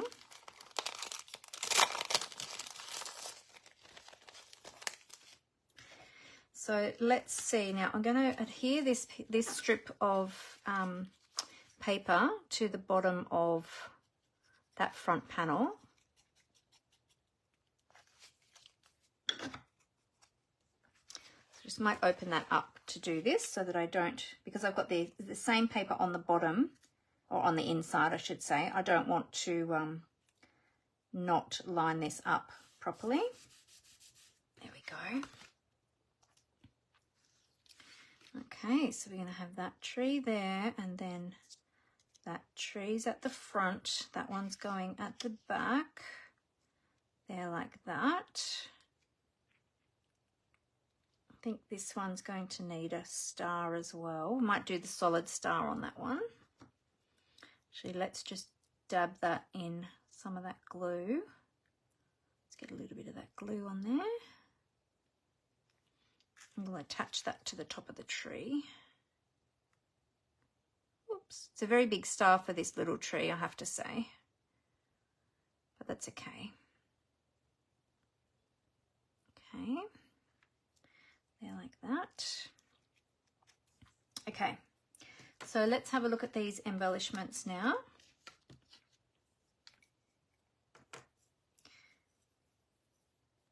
I'm just wondering if we need some blingy ones on here too.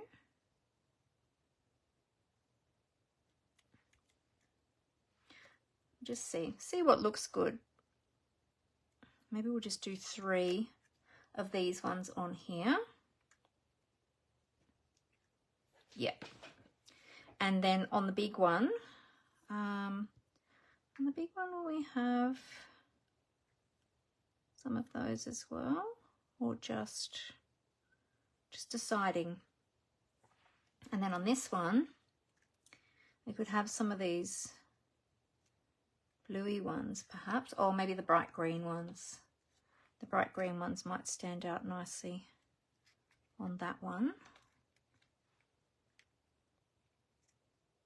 Yeah. What I might do now, before I do any more embellishments on them, so that I make sure I get the placement of the trees right, I might just adhere these to the card front first, and then we can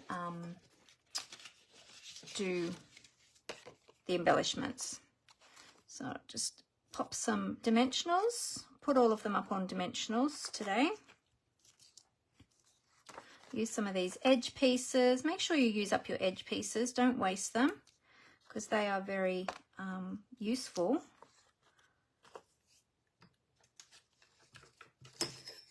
Oops. And you don't want to waste your dimensionals. You want to utilize as much of them as you can. In fact, I utilize all of it. I cut all of these little edge pieces up and I use them in little sections. There we go. All right, so let's put this tree down first.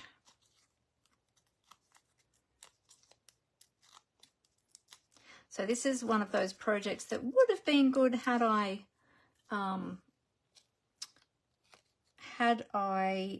prepared a few things ahead of time, but as I said, time got away. Oh, I've got to be mindful of that fold at the top there. And I think that top, yeah, I've got this one.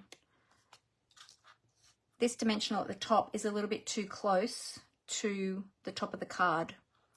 So I'm going to just remove that one and I'm just going to move it down a bit.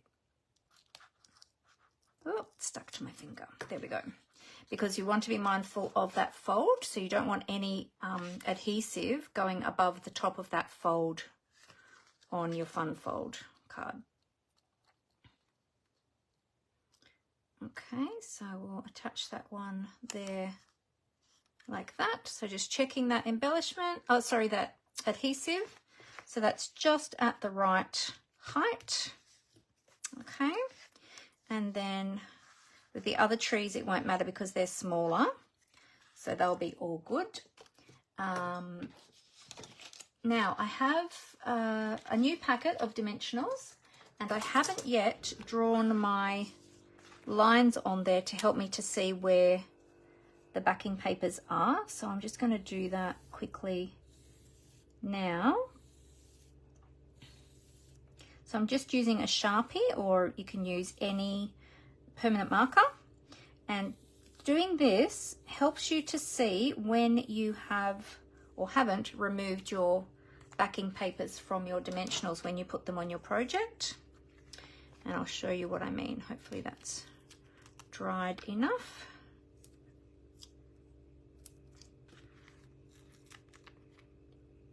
So there you go. See how we've got the lines on the backing paper now, so we can see whether or not we've removed them. Because I used to get, oh, you know what? I actually don't want that one mounted. I wanted that one flat. I wanted this one. Oh, no, that's okay. We can do that, and then we can mount this one higher in the front, in the foreground. Yeah, we'll do that. That's okay. That's right. Yeah, because I used to always have trouble seeing if I had removed the backings or not, because they were white, so they were the same color as the dimensionals.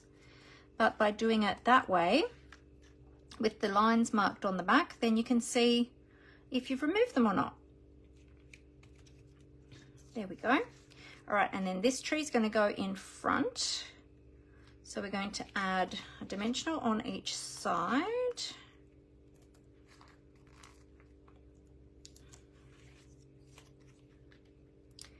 And then we're going to add a mini on the tree trunk, but I'm going to add 2 layers of mini on the tree trunk.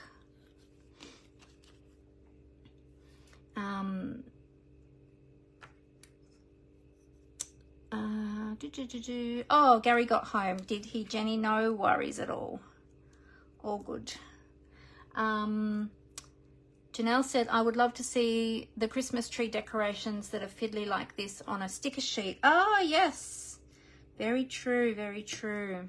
Well, the adhesive, the embellishments are, so I guess you could use the embellishments instead if you wanted to, if it was too fiddly, because some people you know, they do struggle, especially as we get older as well. Like I've got to wear my glasses now to see when I do finer work, but yeah, sometimes it's, you know, a little bit tricky for some of us to see those finer details, and also just to you know, handle them.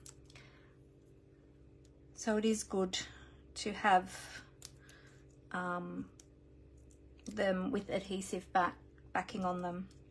All right, so I've done 2 layers of dimensional of the minis at the top and at the bottom, because that's where the tree is going to sit on the cardstock below.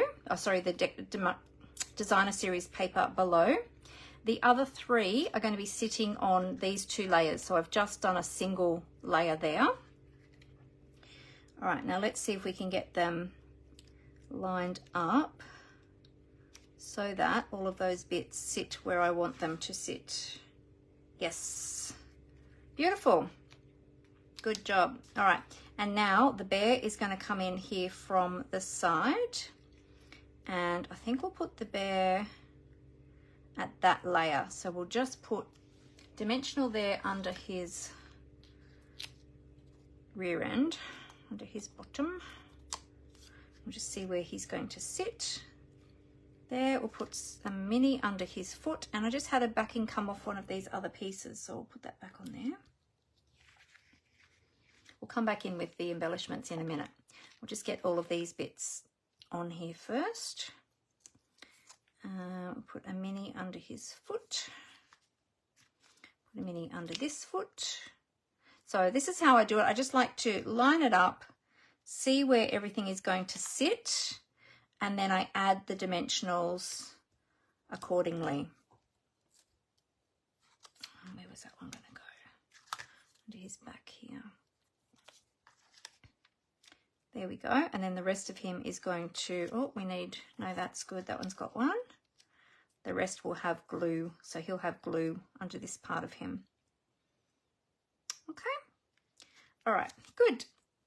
All right, so we'll remove the backings from those ones. And then we're going to put a bit of glue underneath his head portion, which is going to sit on the Christmas tree. And that's why I stopped putting the embellishments on all the other layers, because I thought, hang on, we've got to work out where everything is going to sit first before we have to make sure that his bottom is inside the edge of the card too. Make sure he's not going to go off the edge there. There and there. Oh, I just noticed his feet are actually going to need to be on double, I think on double layer. Oh, not that one, because that one's up on the other piece. That one will need to be up on a double layer. So just sneak one under there, under his back leg, because it needs to be at the same height as this tree. So I'll sneak one under there and then just slip the backing off with my Take Your Pick tool, just so that he's sitting nice and flat. Whoops. There we go. There, that's better. Good. All right, so now that's sitting up nice and straight. That leg I've got attached to, actually that leg is floating. So I'm going to pop a little bit of glue under that leg, because that little leg is just floating there a little bit. So I'll just adhere that down there like that. And then that one is on, sitting on the tree layer below it. Just. Okay, good. All right, well, that's really cute. Okay, so we've got to come back in and finish decorating our trees now. And I was deciding on the colours for this one. I think I like the green on that one. You could do a mashup of the different colours. But yeah, I think that looks good. And then this one here, this one I think might have some embellishments as well as some of the, oh, a bit much glue on that one.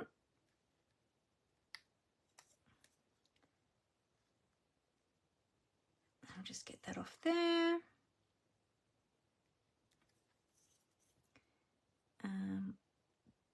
Dab in a little bit of glue there, just dab that off a bit so we don't get too much.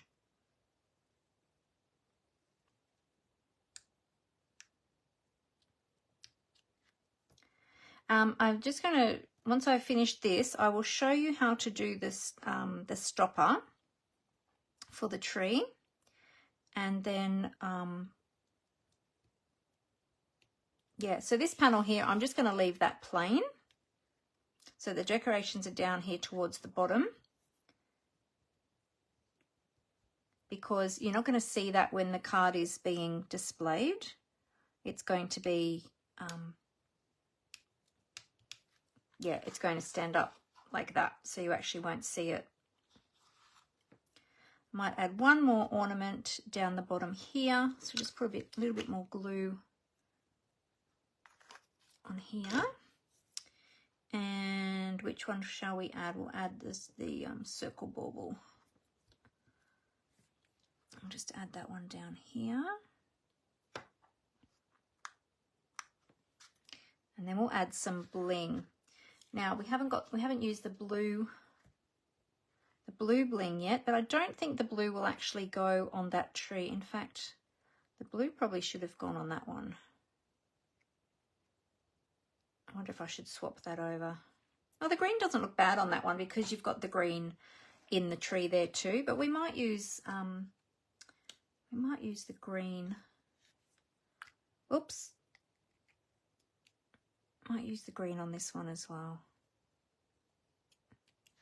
Yeah, I think we'll use green.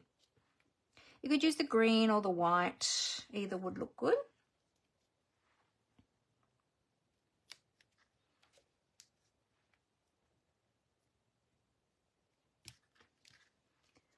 And put one down the bottom here. There we go. So we've got our lovely sparkly trees. Very, very sparkly. Look at that. Very sparkly. Now this one, do you think that one needs a star as well? Because these two have stars. I'm just wondering, does that one need a star, or do we leave that one starless? Let's see. What would this one look like on there? Yeah, I might put that one there. I might put that one there. Because the other two have got a star, so I think that one needs a star as well.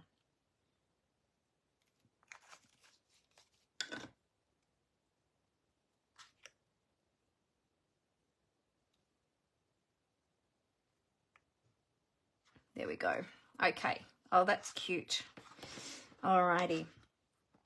Now, we'll pop those away. I think we're finished with those. And with, oops, there's one of those little embellishments. Let's put that back on the sheet with the other ones. There we go. Okay. And we'll pop that over there to the side. Right. Now, we need to decide if we're going to do the ribbon. But before we do that, I think we'll do the stopper for the scene. So just work out where you want to have your scene. You can measure halfway if you want to measure halfway. So halfway would be, what do we say, 7.4. So it's about there. So if you want to have it exactly halfway, you can measure there and you can put your stopper there. Or you can have it sitting out a little bit further at an angle. I think I'm going to have it sitting out a little bit further, like there. So I'll pop some dimensionals on the back of my sentiment label, and this is going to form as a stopper so that the card can slot into it and stand up. But before I take my backing off, let's just double check again where we want to have that. I think it would be good to have it sit up like that. What do you think? That would be cute. And then you've got all the pine needles on the floor. So it's a bit over. I just don't want it too low because I don't want to see all of that, all of those stripes at the back when it's standing up. So I want to be able to, yeah, see that there like that. So I think I will have it about there. So it's not quite halfway. All right, so let's take these backings off. Now, if you wanted to, you could add something else here at the front. You might even want to add a larger sentiment label. It's totally up to you. Let's see. Yeah, probably about there. So let's move that away so we can get that centered. Might help if I have my cards straight so I can see straight on. There we go. So pop that there. And then that is just going to slot into there like that. So when they receive the card, it's going to look like that, and they'll think, oh, that's really cute. Look at that cute little scene. Now, if you decide to put something here, just be mindful. You can put something there, but be mindful that when you do that, when the card stands up, that's going to be upside down. So if I were to put a sentiment label there, I've got a spare one here.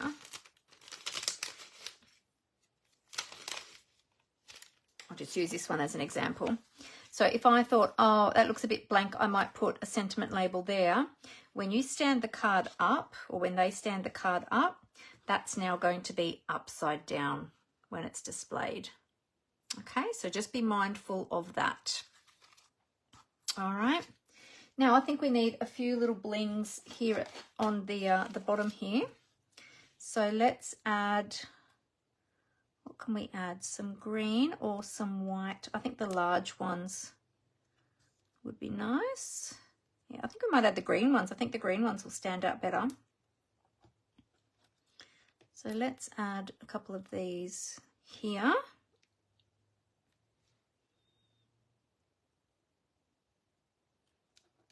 Like that, and that just helps to fill that space a little bit. Now what you can do from there, and I won't do it now because I'm mindful of the time because it is getting on, but I'll show you see how we've got inside, when that's standing up, we've got inside this panel here.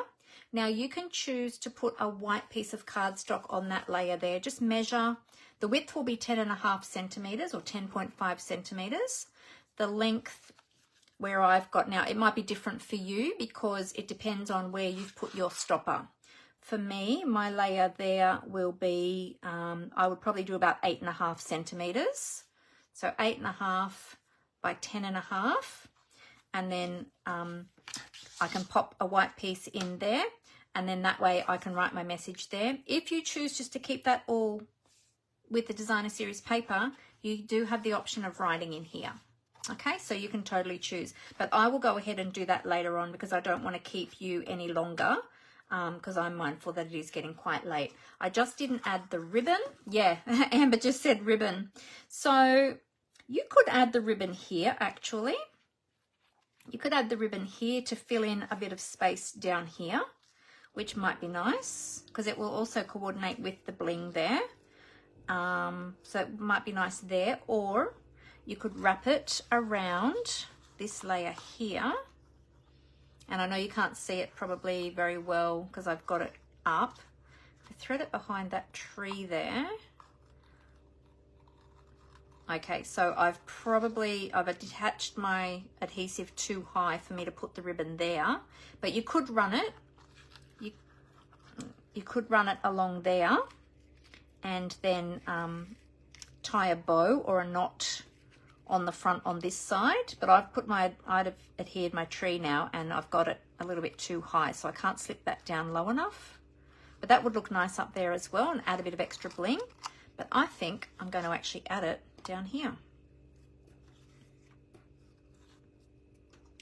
So let's bring this over here. Now you can do a bow, or you can do a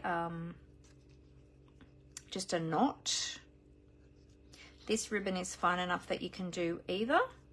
So let's try a bow first and have a look and see how that looks. And if that doesn't look right, then we can certainly change it to just doing a knot, or as we like to call a faux bow. Whoops, oh, I didn't tie that tightly enough.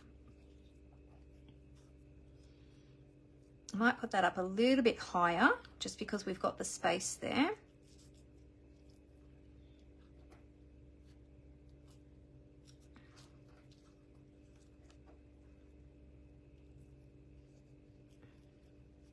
And in fact, you know what I might do is I might put a glue dot underneath that to help hold it in place. What do you think? Do you think that it should be on this side, or do you think that it should be on the same side as the embellishments?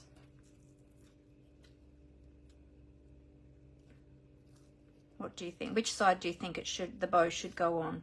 I think the other side would be nice because then it sort of balances the embellishments a little bit better.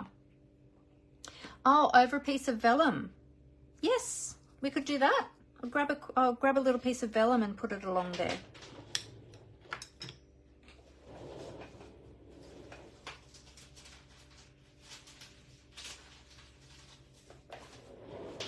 Got a couple of scraps of vellum here. This one will be long enough.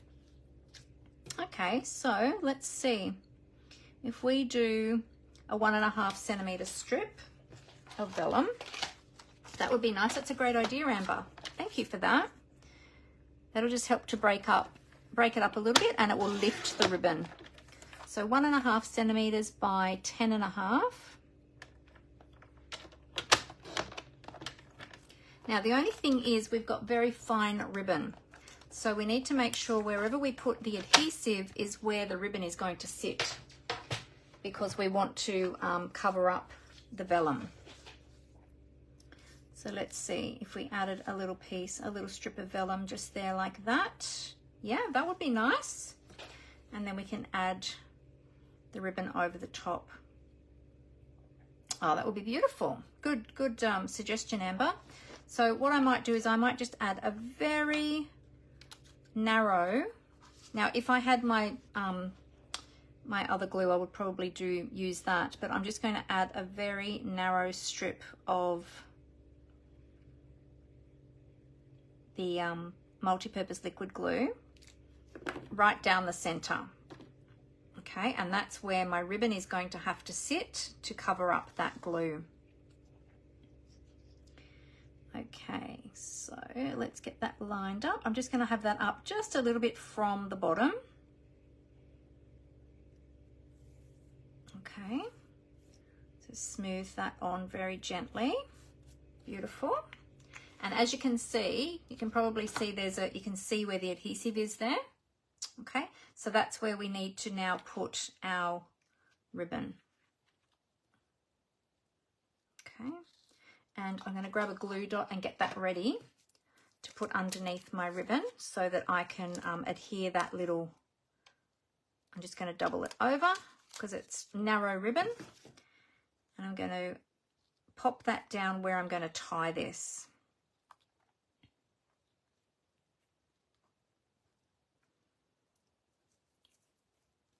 Oops, getting a bit twisty here. Hang on a sec. Let me just untwist.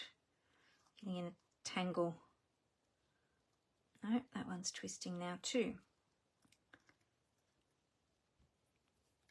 There we go. That's better. Okay, so if we put that there. Oh, it's still twisting. Why are you twisting? There, that's it. That one's better. And I'm just going to pop a glue dot down here where I want to put my bow. And then as I tie my bow, I'm going to press the ribbon down. Whoops. Press the ribbon down onto that glue dot. And then we can easily tie our bow. And that will hold our ribbon in place.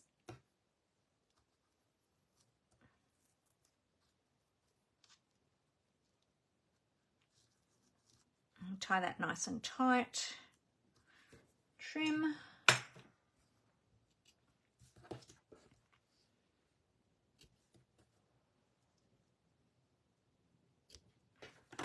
trim, and then just adjust your bow, and then I like to separate the ends a little bit just to give a little bit of texture. So we haven't done any inking or anything on this one, which is unlike me. I usually do inking on every ribbon. There we go. So there, that just helps to fill out that base bit there as well. So you could do a knot. If you don't want to do a whole bow, you could do a knot. When the card closes, you do see that hanging out from there, but that kind of shows everyone that there's something on the inside. So then, yeah, there we go.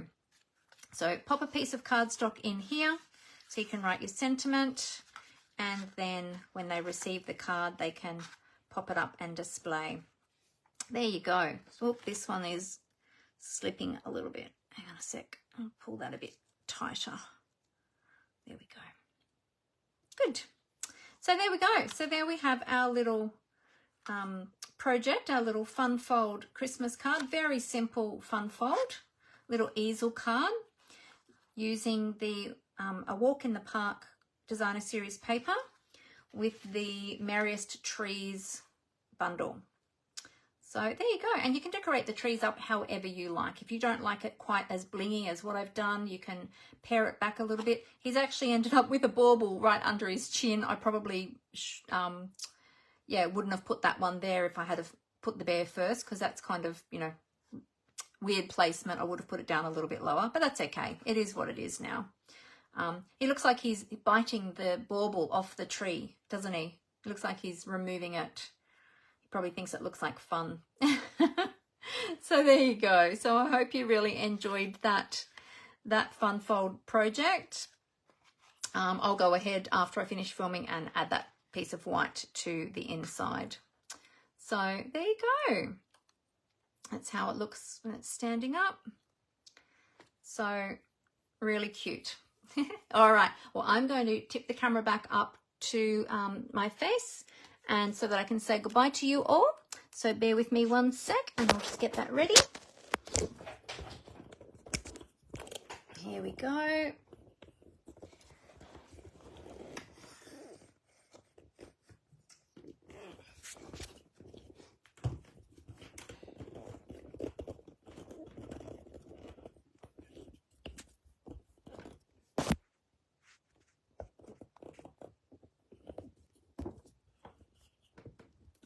Okay. It's getting everything all set up here. There we go. Okay. Well, that was a bit of a mammoth project in the end, as it turned out. I wasn't expecting it to take that long, but yeah, it took a lot longer than I thought. All of that die cutting just takes a little bit of time. So yes, next time I'll know to have that done ahead of time. So I hope you enjoyed that project, and I hope that it inspired you.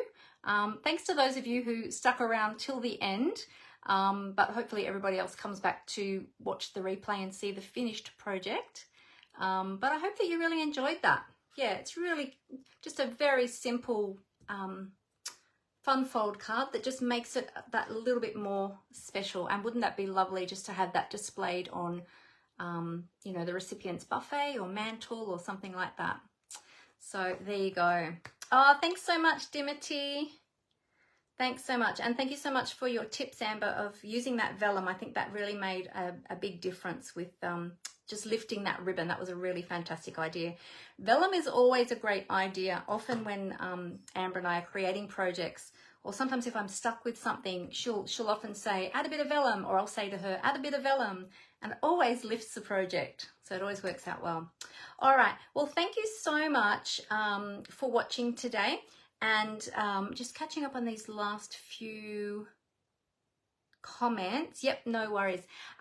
So I hope that you all enjoyed that. If there's anything I can do to help you, or if you have any questions about products or about joining Stampin' Up, please feel free to get in contact with me. If you need help with your orders or anything like that, please feel free to let me know, and I would be very happy to help you. But I hope you have a great week, and I look forward to seeing you all again next Monday at 4 p.m. Australian Eastern Standard Time. We're still on Standard Time next week. So have a great week, everyone, and happy crafting. Bye.